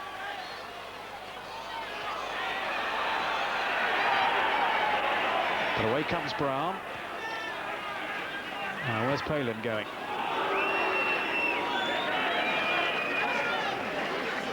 That's good play from the goalkeeper. Just keep the ball, calm the thing down, give his team a chance to sort of draw the breath again. So half an hour into the second half, still Middlesbrough 0, Hull City 0. Up here at Ayresome Park. The night getting a little cooler now. Yes, I wonder whether that was an overwise decision of Stan's to put both his subs on at the same time as well. I mean, he's got the prospect of the game going a lot longer, and maybe it would have been better to have just held one back. But that's what management's about. He has to make a decision as he sees fit. When it may well be that McParland has got an injury or something like that we're not fully aware of. And of course, if it does go to extra time, penalties, you can see it all on Sky. We shall be staying with it live. You won't miss a second of the excitement here. And it really is an intriguing battle going on now. Yeah, I think that's clearance there is a prime example of the change in the game. First half, the whole team were allowed to measure their passes through to the front players, and consequently, Payton and McParland always looked to threat. This half, they're just having to whack the ball up to them. Coleman. And Payton, I don't think Payton, as I said, I don't think Payton's had a decent ball to work on this half. Now Proctor.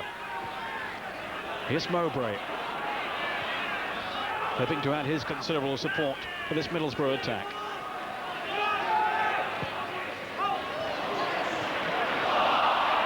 Well, a slip by Baird after he'd found some space for himself. He's shaken off his marker. He's a robust striker, Ian Baird, but nothing really has come his way so far in front of goal tonight. Coleman now. Satisfactory return to the side for him. Mowbray. Here's Slaven. Mustoe. It's a good first time ball by Ripley, but almost sent Slaven away.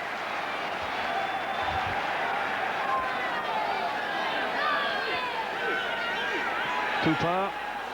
Ripley. In goes Baird, and there's the first goal, Ian Baird. Well, I was saying a moment or so ago that nothing had come his way in front of goal. Well, it has now.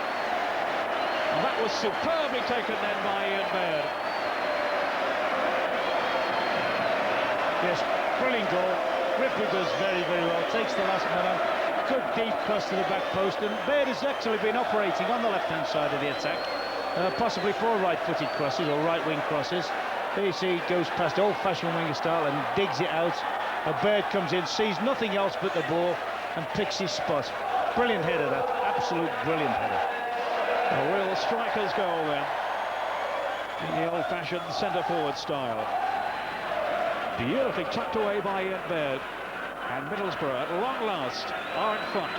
Middlesbrough 1, Hull City 0, in the Zenith Cup first-round tie at Ayresome Park. And what a test of character it's going to be now for Hull. So often they've been on the wrong end of a hiding this season. Well, it hasn't been that tonight, but with just over 10 minutes to go, they have to come from behind once more. Phillips with the free kick. Here's Palin. Well then by Ian Baird, whose enthusiasm at scoring got the better of him. Goal number 7 for him this season. It's a fair return. He says his target is around 15. So the season is developing nicely for him. Phillips. Off goes Slaven. Wilcox just managed to steer it back. But Hull are going to show a little more attacking urgency now. Not too much urgency shown by Bernie Slaven, who was trotting back. And there's another goal at Vicarage Road, and Watford have pulled one back here. 2-1 still to Bristol Rovers, though.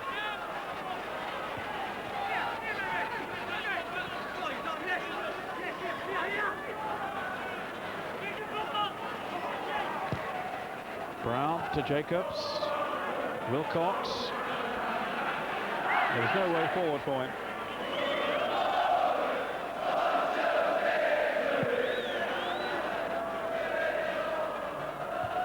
Cooper.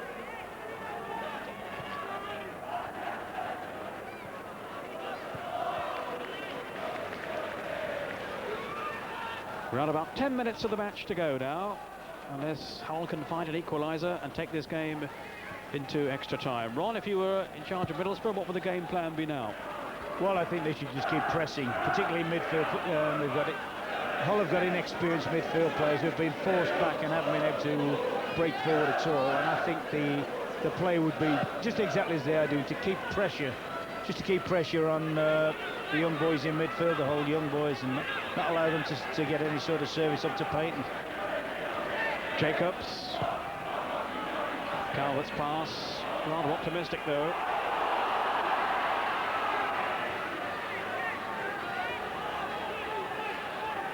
Now Palin.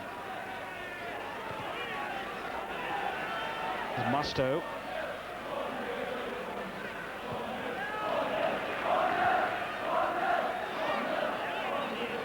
Jacobs.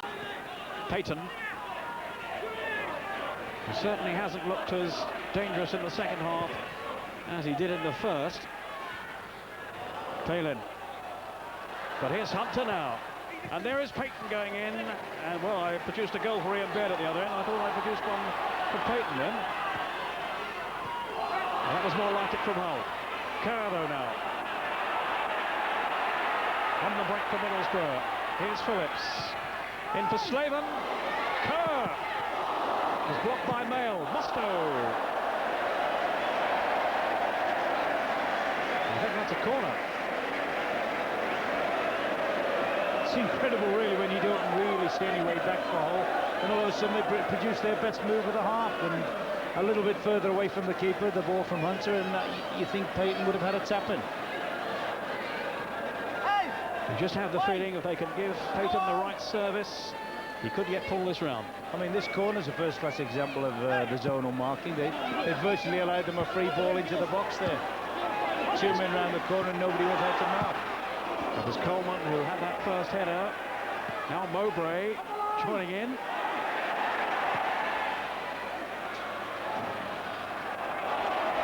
Proctor in quickly on Brown, and it's a Middlesbrough throw.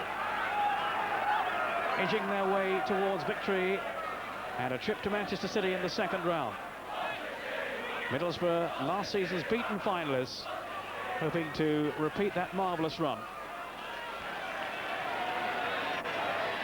And I certainly shan't forget for a long time those two stirring matches with Aston Villa in the area final.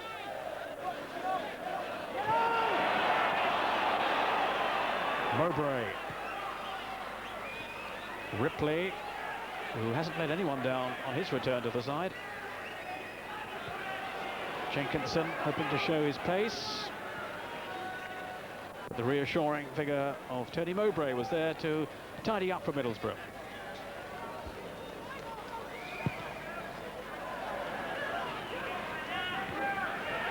Baird winning it in the air. Ripley down for Slaven.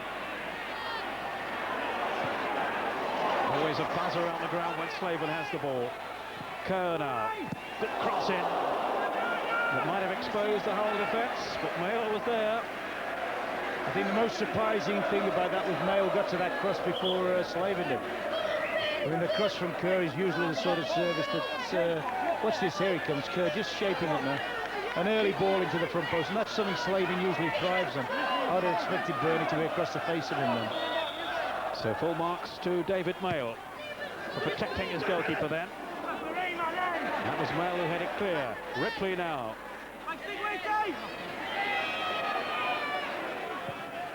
Ripley did well. Slaven! They gave him just that little bit too much room, and Bernie Slaven so nearly added a second goal then for Middlesbrough. Almost a carbon copy of the first. Ripley, exactly the same movement. And you don't very often see that. That's a collector's item. That is Slaven missing from that range. So, Hull City survive. Just a one goal between the two teams. Middlesbrough should have clinched it then. But once again, we saw the threat of Stuart Ripley down that right flank. Baird's header down from Slaven. Away by Waits. Here's Payton. Mowbray was with him. And the referee trying to allow the advantage to Hull. Couldn't quite work out that way, though. Musto now. Phillips. Tidily done. Here's Kerr. Phillips. Slaven's pulled into the middle. Baird now. Kerr's with him. Still Baird. Down he goes. No question of a penalty. Howls of protest from the Middlesbrough fans. But the referee absolutely right, Ron. Oh, spot on. Spot on with his judgment and spot on with his position. He had a better view of it than anyone else on the ground.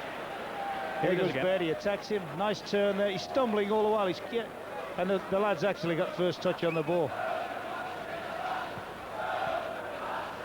Well, in fairness to Ian Baird, he didn't take his personal protest too far. It was more an appeal from the crowd, who always see penalties that nobody else sees.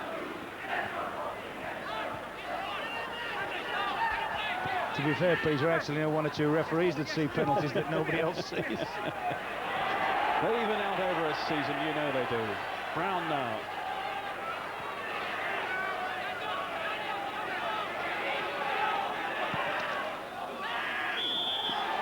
Free kick to Hull. Obstruction. Actually, Brown's looked better when he's going forward. He's looked a little bit uncomfortable when he's had to defend for the side, but when he comes forward, he looks as if he's capable of producing something promising. So a real opportunity here for Hull, late in the game. Latest score there, Southampton now 4 up against Queen's Park Rangers. Only partially cleared.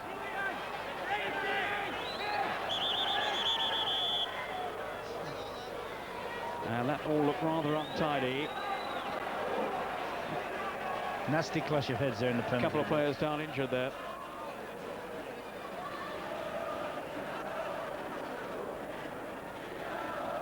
So the trainers certainly needed here after this. Let's have another look at it. It's Cooper going up and Waits. Up and down, yes.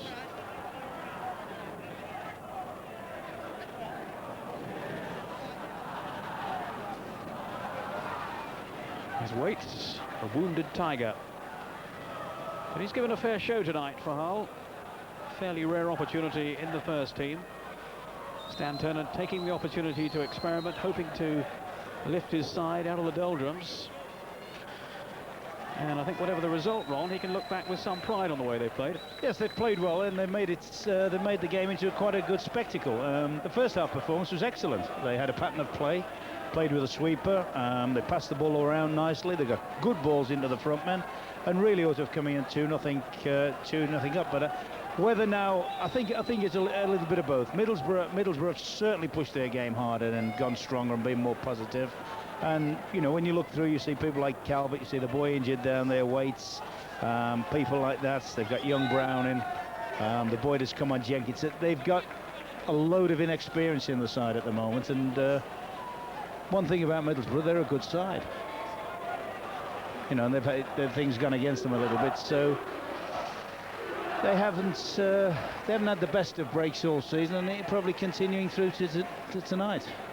Well, Cooper, I think, may now be about to be replaced by Owen McGee, who's taken his tracksuit top off.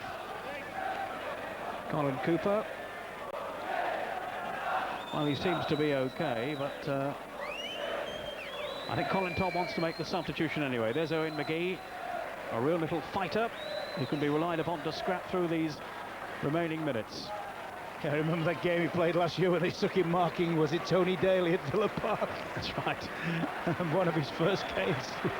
And you know, he seemed to do everything wrong positionally, and yet made sure Daly didn't get a kick of the ball. I don't think he was inhibited by the occasion, was he? But that's warm applause for Colin Cooper, who somewhat ruefully is making his way off. He clearly felt the full brunt of that collision with Waits, and Owen McGee, who can play in midfield or at the back, is coming on to replace him. He can't wait to get out there. He's only got a minute or so in which to make his mark. I'm sure he'll do his utmost to do exactly that. Way by Mowbray.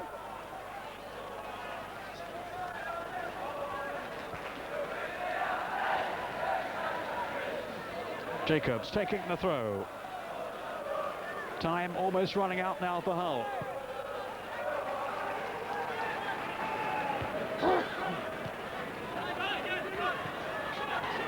Now Phillips. Baird had wandered offside.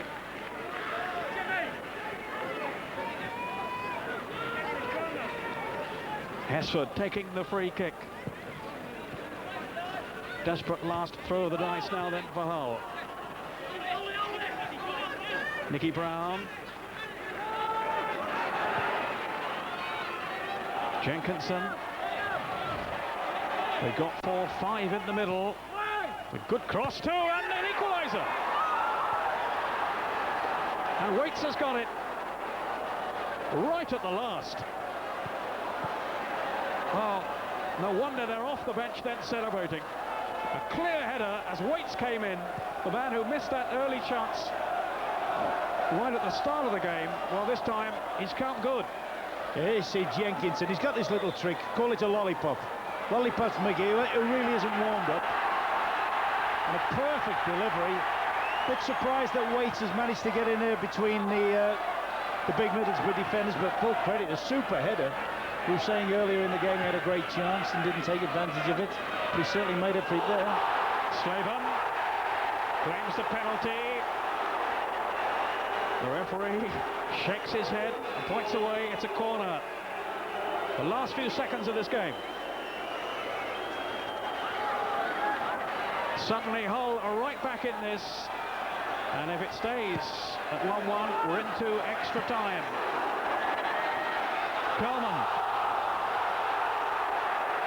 The dying seconds now, surely. McGee. That's a Middlesbrough throw. When they thought they had the game won, Hull have struck back.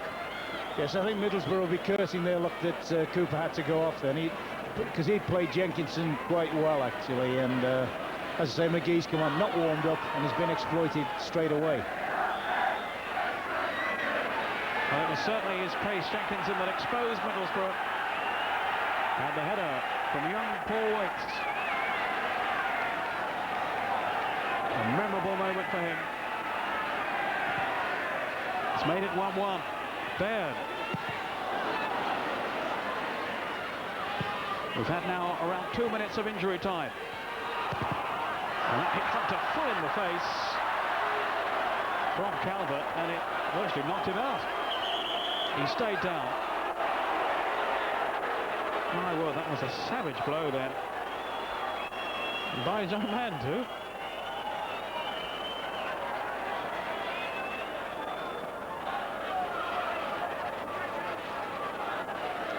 So, extra time, beckoning, while Hunter has some treatment. Let's see it again here. Oh, dear. I felt that one up here, Ron. Yes, it's a man's game, Peter. Well, we've got a little break just before the end. I think Mark should go to the referee. I mean, you can patronise referees sometimes when you're doing commentaries and so forth, but this guy's had an excellent game, hasn't he? He's kept up with play, he's kept the thing flowing, and hasn't, in my book, hasn't made a wrong decision. Not very often you can say that about refs. No, full marks to David Allison from Lancaster. Well done, David. And I certainly go along with that. He's kept it flowing throughout. Played the advantage well. Well, Hunter is back on his feet, back in the game. And hopefully he knows what day it is. The referee now looking at his watch, so we're almost at the end of the 90 minutes, plus, what, about 3 minutes now of time added on for injuries. But don't forget, we shall be staying live with this game on Sky for extra time if it's needed, and it's certainly looking that way now.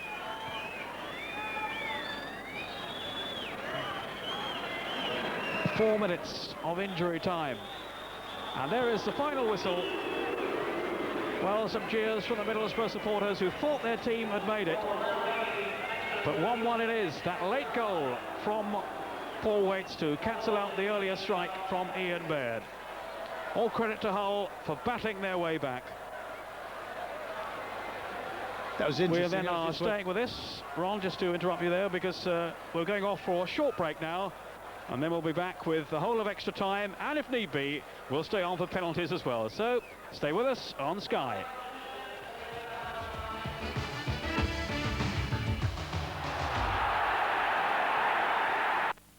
The time, Thursday at 11:30. The place, Brisbane, Australia. Sky One's exclusive live coverage of the Ashes Tour commences this Thursday at 11:30.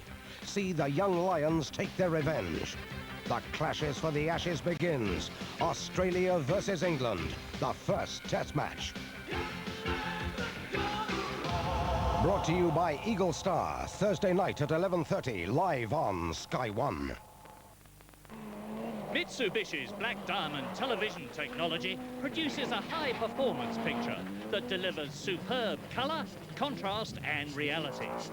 There's also Nicam stereo sound, So, what you hear won't be sharp or flat, just beautifully balanced sound quality. Kitty Cat has changed. It still has all the protein and all the vitamins your cat needs for balanced nutrition. But now it's chunkier and tastier. And with 3 new varieties. Kitty Cat! It's a little bit funny, this feeling. The very best of Elton John. The definitive collection of his greatest hits through the years.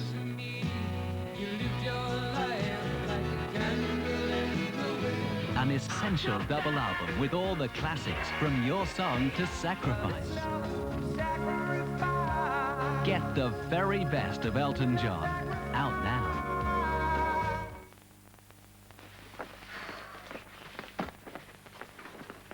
Got any lemonade? If you want.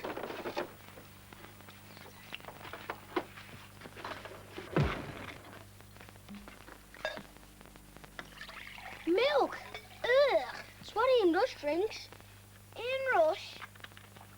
Yeah, and he said if I didn't drink lots of milk, when I grow up, I'm going to be good enough to play for Accrington Stanley. Accrington Stanley? Who are they? Exactly. Nah, get off. Give me some. Get off.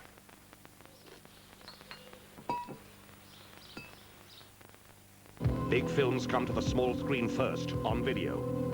In the same league as Hunt for Red October comes a post-Cold War nuclear nightmare. To the Soviet border, sir. Impact in less than 6 minutes. You do not kill the enemy's leaders. Somebody's got to be there to turn it off. Who the hell is this? This is the president. 5, 4. This is madness. Launched without warning. If time runs out, it could be all over by dawn's early light. Rent it.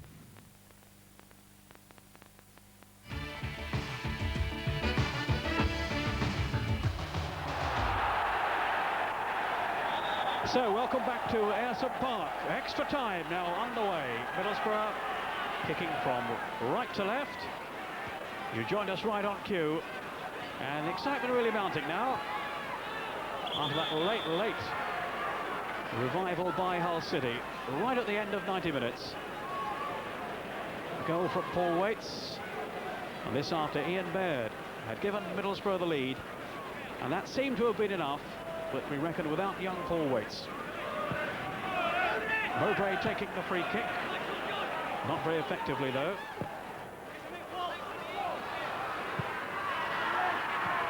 So, Ron Atkinson, what are your thoughts now on how this might go? Well, of course, psychologically, it swung towards Hull, coming back when they looked dead and buried, to be fair to them. But, of course, Middlesbrough have been the better side for most of the game. I still think they're stronger physically. I think if there's going to be a winner without penalties, I would still fancy Middlesbrough. Plus the fact, of course, they've still got Kernaghan that they can throw on yet. Yes, Hull City have used both their substitutes. Middlesbrough have brought on so far only Owen McGee. In fact, to be fair, I think that I was rather surprised they didn't put Kernaghan on in place of McGee, you know, in the first place. But I would imagine Colin Todd thought, yes, we've got the thing won. Let's give the kid a run out, because Kernaghan's playing regularly in the first team anyway. Colin Todd, who thought his team had earned their place in the second round, but not yet. There's more hard work to go through. Musto. Just shows, though, doesn't it? I mean, as a setting comment in normal time, no way should they have had to go to extra time, Middlesbrough. But the clash, lack of concentration, new lad come on, hasn't warmed up. And Hull have seized that opportunity. And you, as a rival manager at Sheffield Wednesday, not too disappointed that they've got to go through extra time. Well, it's always nice to see your competitors having to work harder than maybe they should do. Now, Proctor, and they certainly have been working hard in the midfield for Middlesbrough. Proctor and Musto. Phillips now. There was Musto. Now Proctor, his first full 90 minutes and more now, remember, since the first day of the season. Here's Slaven with Kerr. Drilling over that cross, and well, Jacobs was very cool then. He was very cool. too cool. I should have to imagine he did know Ripley was coming like a steam engine behind him. Musto. Slaven. Always looking to expose defenders. Driven through, and what a good save then by Hesfoot. Phillips was right on target. And I don't think Hesfoot could have had too good a view of that. He seemed to get down for It looked a nothing shot early on when he hit it, and then at the last minute it seemed to do something. And it's quite a good save. Relief for Hull City. Kerr. Slaven. Now Baird. McGee. I think the little lad's been reading comics shooting from there. You leave him alone, he's my favourite. Now there's an FA Cup result there. Peterborough have gone through, they've beaten Hereford by 2-1. Peterborough 2, Hereford 1. FA Cup result tonight. We're in extra time here, anyone just tuning in. 1-1 after 90 minutes, Middlesbrough against Hull in the Zenith Cup first round. Baird let it run, Slaven.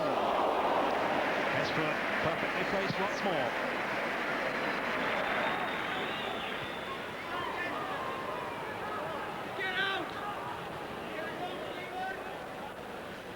The news of Colin Cooper, the Middlesbrough defender who had to go off just before the goal, said he was rather dazed, and he certainly looked it when he left the field.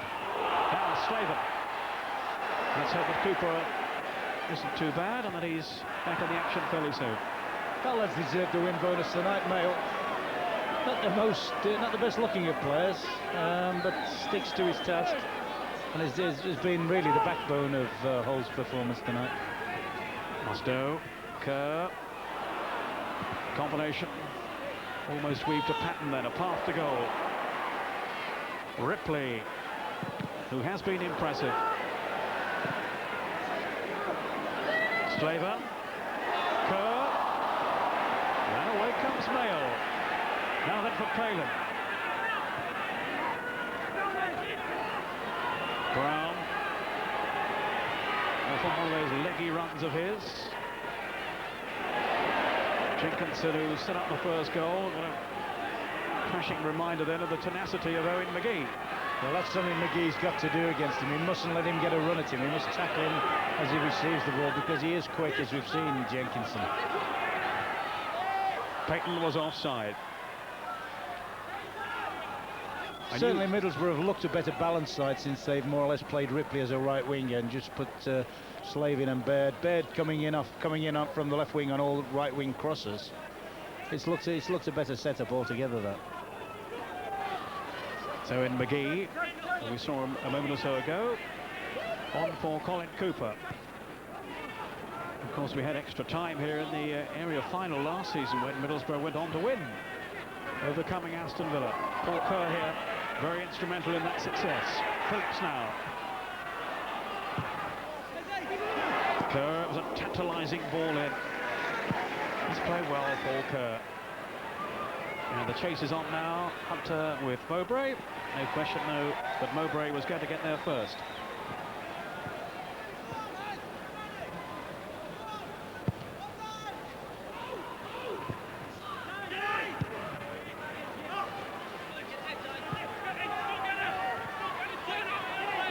Phillips holding off Payton. Coleman. And just looking back on the whole equaliser on, you claim some credit for the trick in that goal, don't you? What did you call it again? The lollipop. The lollipop. You invented that, I gather. Ron Atkinson, I must warn you, is contemplating the possibility of returning as a player-manager sometime in the near future, following the recent appointments of Peter Reid and Terry Butcher. Here's Slaven now.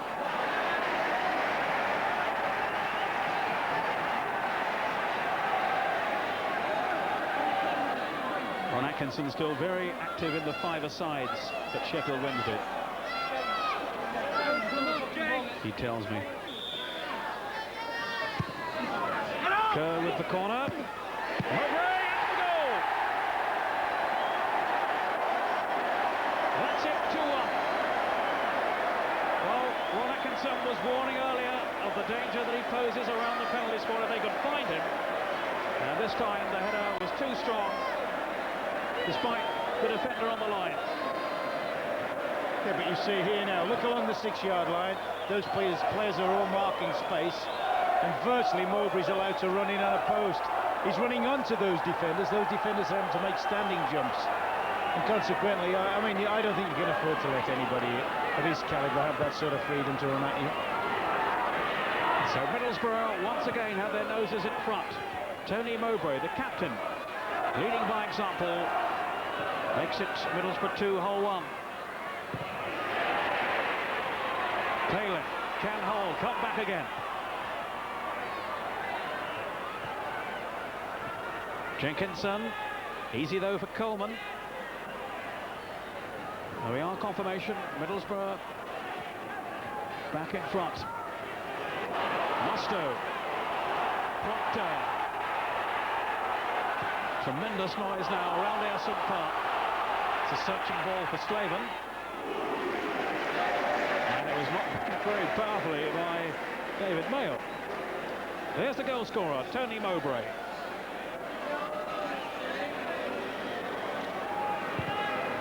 His 3rd goal of the season. And what a valuable one it could turn out to be. Proctor. Baird, who scored the 1st goal. Ripley now. Slaven's wandered over to the right.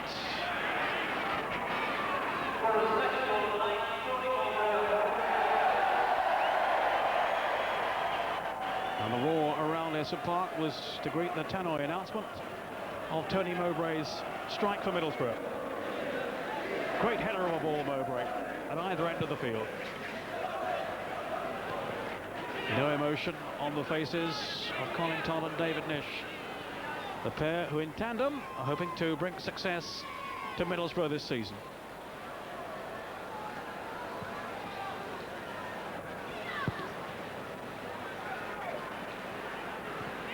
Baird.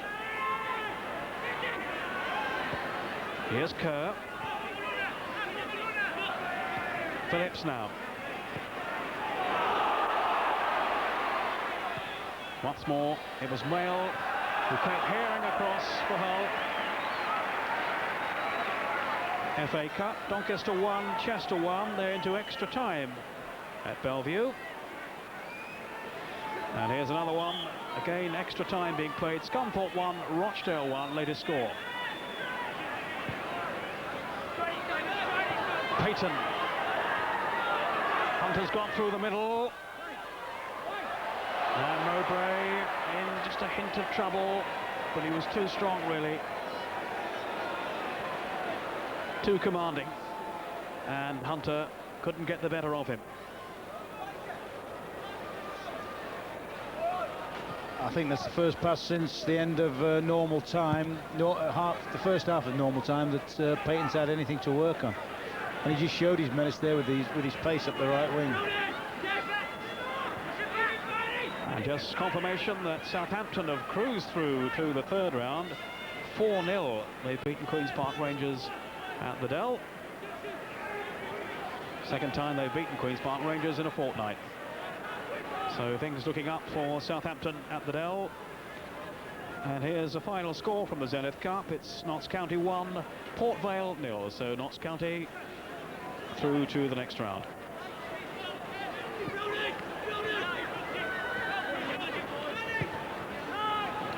Wayne Jacobs. Still hope for Hull. They've still got time. Jenkinson's cross. Hunter. And Phillips, well, taking no chances. Ripley now upfield. But they're a bit wary of Jenkinson's pace over there.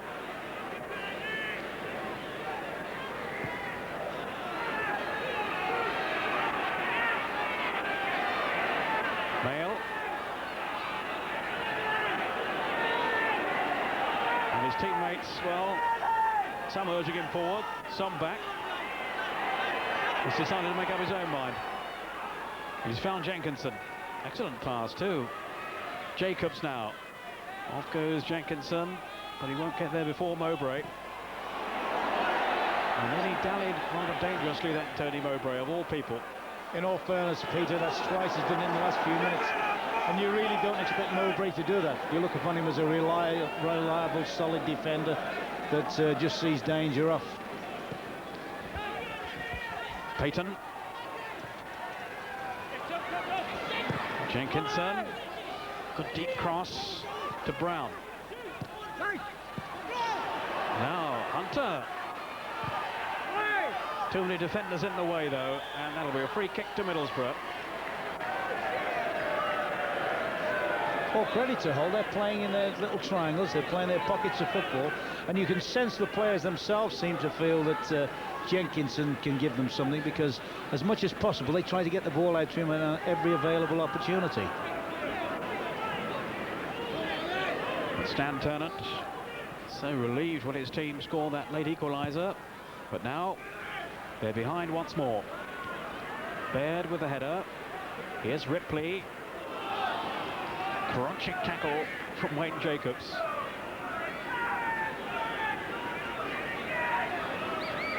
McGee with the throw. Slaven. Now, of course, Bernie Slaven, a Republic of Ireland international, although he speaks with a Scottish accent.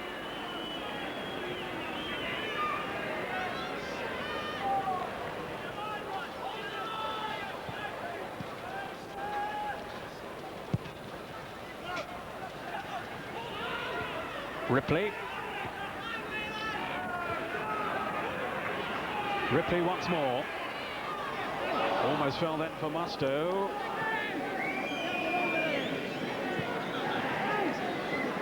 Heading towards the end of the first period of extra time. And indeed, there is the whistle to end that first 15 minutes.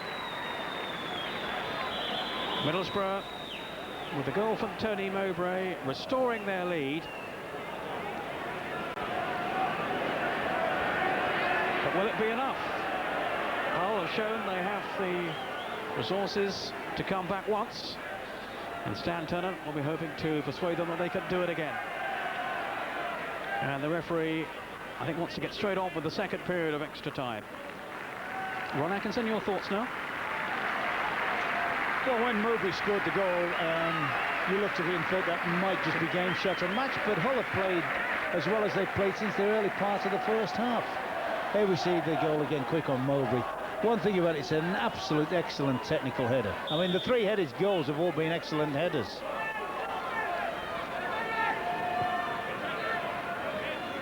Now, Brown for Hull City. Those are the thoughts of Ron Atkinson. I wonder what David Pleat makes of the situation now. Do you think, David, that Hull can turn it round once again?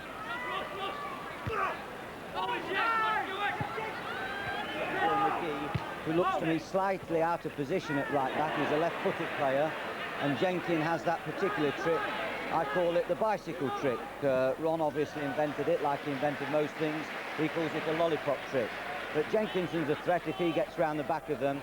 But I do see Middlesbrough deserving to be in front. I think they've used the width better during the game, and had they produced better quality balls into the box, then their superiority in the air would have told even more. Fine header by Mowbray.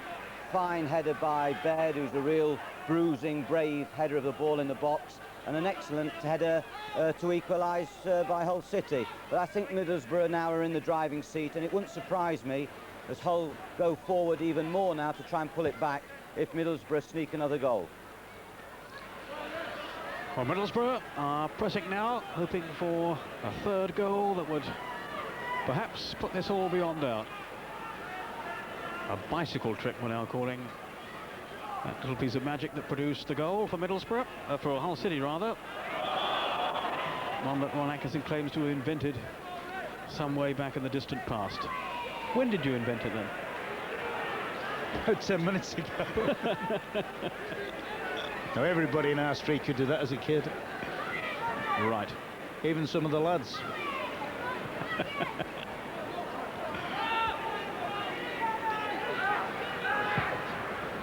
Coleman trying to find Ripley. Here's McGee. Now, Bernie Slaven. Well, he made some room for himself. The shot left a lot to be desired.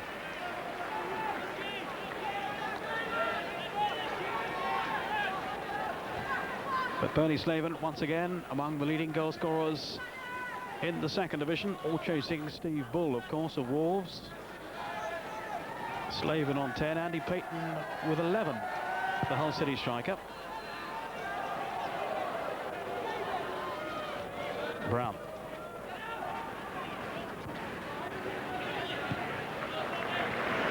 It's Coleman steering it back. As Middlesbrough look to preserve this lead, earned by Tony Mowbray's goal. Ripley, here's McGee. This is where they might just be a little bit vulnerable then at the back, Middlesbrough, with McGee out of position.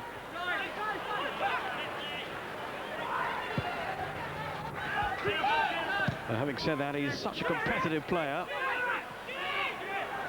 He will give his all for Middlesbrough now in these remaining minutes.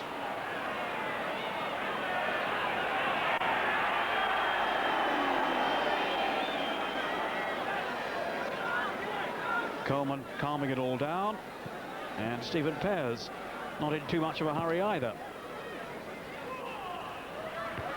Baird, Ripley, good running here by McGee, and he was just caught then by Jenkinson, who got back extremely well. Good run then though by McGee. Yeah, it's good run, also a good spot from Ripley. Ripley saw that he'd gone past him on an inside run as opposed to an overlap, and has played a perfect weighty ball into his run. But Jenkinson's managed to stick with him and force him into an untidy cross. Yeah, I've talked about players competing for places, Ron, and Stuart Ripley's come in tonight. Oh, McGee getting his chance as a substitute, but John Hendry, by all accounts, has been playing extremely well, but might just be under a bit of pressure for his place now from Ripley. Yes, and of course, you have to have squads, and the beauty of both Hendry and Ripley is the fact that they not only can play this extreme right position, but they can both play through the middle as well. So it gives Colin Todd a little bit of depth and a little bit of variation with his players. And in case any viewers have tuned in expecting to see the hitchhiker, we shall be showing that at a later date, but we're staying with this Zenith Cup first round tie. Into extra time, Middlesbrough leading Hull City by 2-1.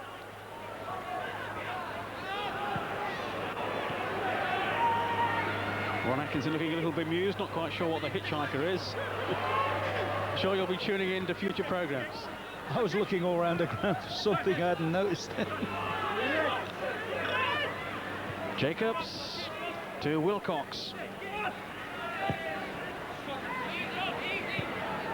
Difficult ball for Hunter to deal with. 5 minutes into the second period of extra time.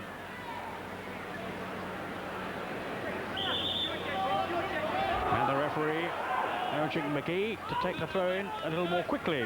Ripley. Again, he did well to hold off the challenge then. Slaven now.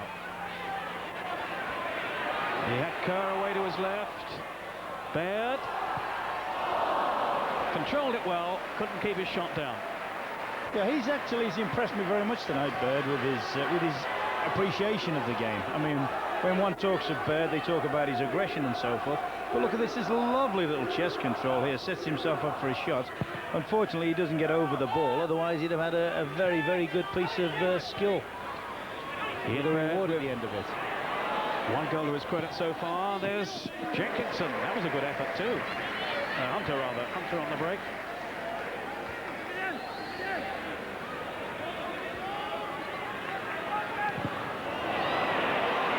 Now Hunter.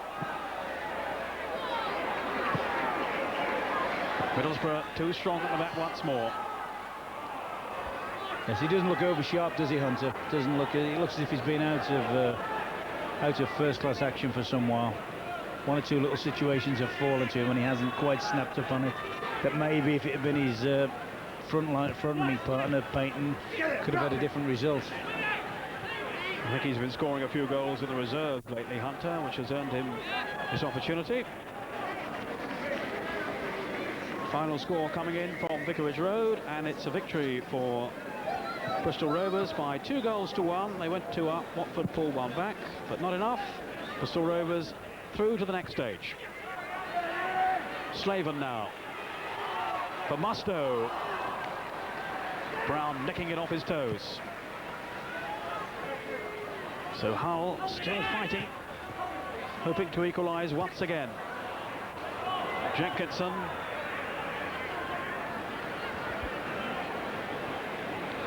Well, it's getting into a bit of a cold night now, but a happy one for the Middlesbrough supporters at this stage. Middlesbrough's captain, though, Tony Mowbray's got a problem out there now, which I don't think that young lady had spotted.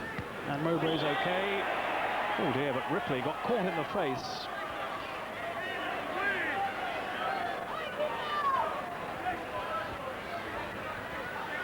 Now Ripley is all right. Nothing intentional from Jenkinson, certainly.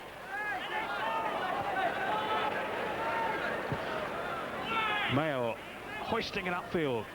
Here's Hunter. Waits, whose goal pumped fresh life into the legs of Hull.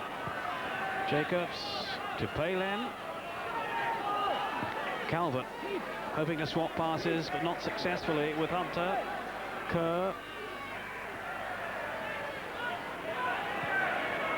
And that's Slaven working back well.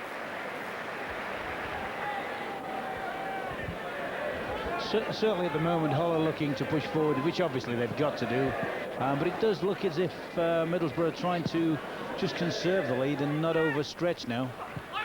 Just make sure they keep numbers behind the ball. Ripley winning out his duel then with Jenkinson. In goes Mustoe.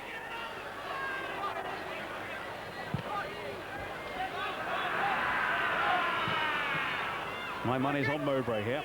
McGee feels for offside, but not given. Proctor.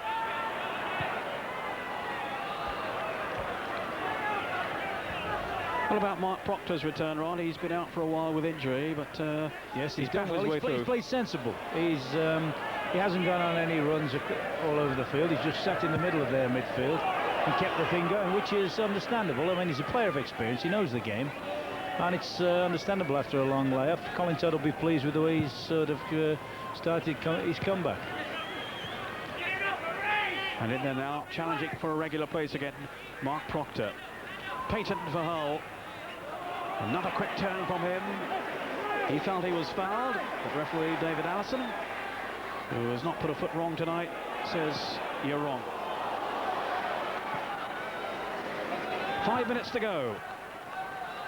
Middlesbrough not exactly hanging on, but it's still nonetheless a precarious lead, 2-1. Ripley's throw, all they've left Slaven free here. He has Baird with him. He doesn't need him. And he almost sneaked that one in, Bernie Slaven. He's so predatory in and around that penalty area. Yes, well, here you see that the whole concentration in marking has gone on the throw-in. Slaven picks it up. You'll bet money now he's just going to turn back onto his left foot, and any other time that would have been a goal. If the score had been in level, he'd have probably slotted that one. The 4 marks to Hesford. He's saved his side again. Spread himself well, saved with his legs. He saved a penalty with his legs on Saturday. Corner though to Middlesbrough. Kerr to take it. And neither Coleman nor Mowbray have come up. Down to Slaven. Hesford promptly out of that 6-yard area.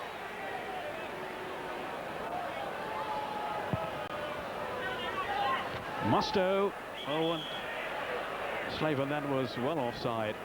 Ambling back rather casually. About 3 minutes to go.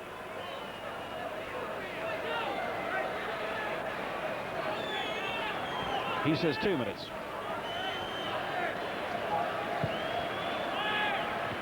Proctor waits. Phillips to turn it back. An anxious last couple of minutes now then for Middlesbrough. Stephen Pear's beaten just the once. The goal from Paul Waits right at the end of the 90 minutes. But Middlesbrough back in command, thanks to the goal from their captain, Tony Mowbray. And here's Slaven now. Is this going to finish it off? Hesford, Slaven! That's number 3. Well, Hesford looks disgusted, and well he might. He denied Slaven once, but not the second time. Yeah, I had the feeling Slavin wasn't going to go through the night without scoring. Toe poker his first one. Hesford should have done better with it. He makes a great reaction save, but you're not going to get Slavin missing from that situation on the second one. And he'll be disappointed he didn't hold the first one. Yeah, you're right. The toe poke might have made the ball come at him awkwardly. Actually, Hesford does very, very well with the rebound. Manages to keep it out of Baird's way. Only unfortunately, he pushes it straight back to Slevin. So, Middlesbrough 3, Hull 1. Bernie Slaven with his 11th of the season. And surely now it will take Middlesbrough through to the next round, but Peyton was in there lurking. Palin. You can't take your eyes off this one. And that was McGee.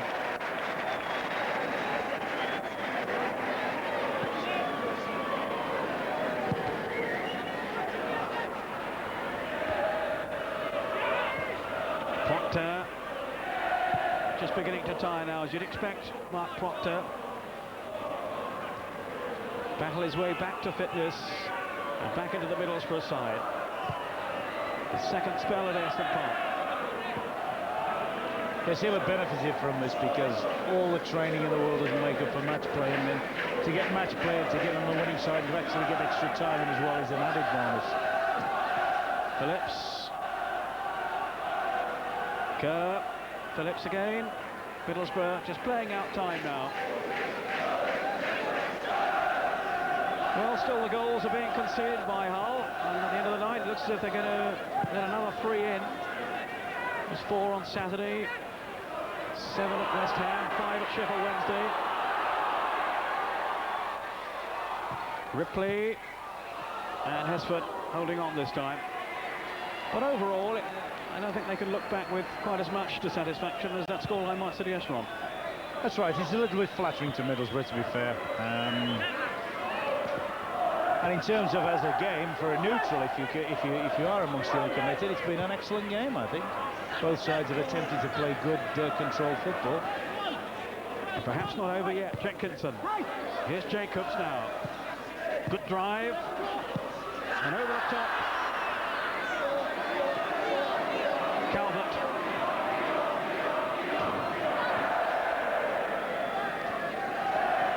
Well, that could have made it very interesting if that one had gone in. But as it is, it stays at 3-1. And Middlesbrough's place in round 2 is surely booked. That's a result. That's after extra time. And Scunthorpe in the FA Cup have beaten Rochdale by 2 goals to 1. And it's all over now. So Middlesbrough have triumphed in the end. Bernie Slaven with goal number 3. But Hull certainly gave them a fight, no question of that. Fighting their way back to equalise on the stroke of the end of normal time, but then Tony Mowbray making it 2-1 to Middlesbrough, and right at the end Bernie Slaven putting the result beyond doubt. So Middlesbrough will now be away to Manchester City in the next round, and that's going to be some contest too. Middlesbrough, with their confidence sky high at the moment, they're going through an excellent spell, and they won quite convincingly in the end. Although, as I say, Hull made it extremely difficult for them, and can certainly take some comfort themselves from the way they played in their Zenith Cup first round. Ron Atkinson, your overall thoughts? Enjoyed the game very much. Yes, you're right, Middlesbrough did deserve to win, but all credit to Hull, they made a game of it and played some very, very good football. Well, there's the man who scored the second goal, the Middlesbrough captain, Tony Mowbray, and he's talking now with Paul Dempsey. Paul? Skipper, well done, but you didn't make it very easy on yourselves tonight. No, that's right. I think, was it 4 minutes to go and they scored? I think we might have just eased up a little bit. They brought the sub on and he had a good little step over trick, and it was a great ball in, and we paid the cost of that, but came back in extra time, as you saw, and pleased with the win. Nice to see a defender getting forward for a big header. That's right. I mean, I fancied it all night. I mean, I just told Paul Kerr there just to stick it in the penalty spot, because I thought I'd get a few headers on, and it just came right for me. And it's going very well for Borough overall now this year. That's right, 4th in the table, just off the top 3, and happy with the way it's going, yeah. OK, off to the bath. Well done tonight, skipper. Thank you very much. You. Cheers. Matthew, back to you. Thanks very much, Paul. Well, David Pleat, a happy Tony Mowbray there, and I think he should be after a goal like that. Yes, I think he's a very solid competitor. He's a good captain, and I think you saw with that header, it had everything: timing, accuracy, power. He only saw the ball. A very single-minded player, good captain, good leader. I think we can have a look at it now, actually, David. A nice deep cross, and he came in. 3 defenders there, as I say. Great jump, only saw the ball. Fine example for youngsters. Good timing, good accuracy, power. All the attributes of a fine header of a centre-half. Yeah, I think Ron Atkinson said they were a little remiss, actually, Hull, letting him get this free run. Well, you see quite clearly there how they mark spaces, the people across the edge of the 6-yard box, marking areas. Now, it's all right marking areas, but if they get a good run at the ball from the deep position, then they've got that advantage of the jump. And there's Slavin with the important goal that finished, and we thought that might happen. Scoring instincts there, you know, just toe poking it, a little bit of a poke out, and he's on to it in a flash. He's a good goal scorer. I thought he was slightly disappointing overall tonight, Slavin. Well, Middlesbrough go marching on, and the spotlight falls upon you next week because you're in the same tie against Wolves. How do you think that'll go? Well, another side, that's Leicester that is, that haven't defended too well this season, so there might be a goal-scoring spectacular. Leicester played Wolves Saturday. Steve Bull was in very good form, but we managed to contain him and win that game narrowly. The crowd enjoyed it. I'm sure the crowd are going to enjoy it next week. I'm sure all the spectators that were at the league match on Saturday are going to come back for the Zenith game, and I'm sure the Sky viewers are going to get good value for money. Well, let's hope so. David Pleat, thanks very much for joining us. Confirmation coming up there. Leicester City versus Wolverhampton Wanderers next Tuesday, live on Sky 1. Make it a date and make sure you're with us then. We'll see you then.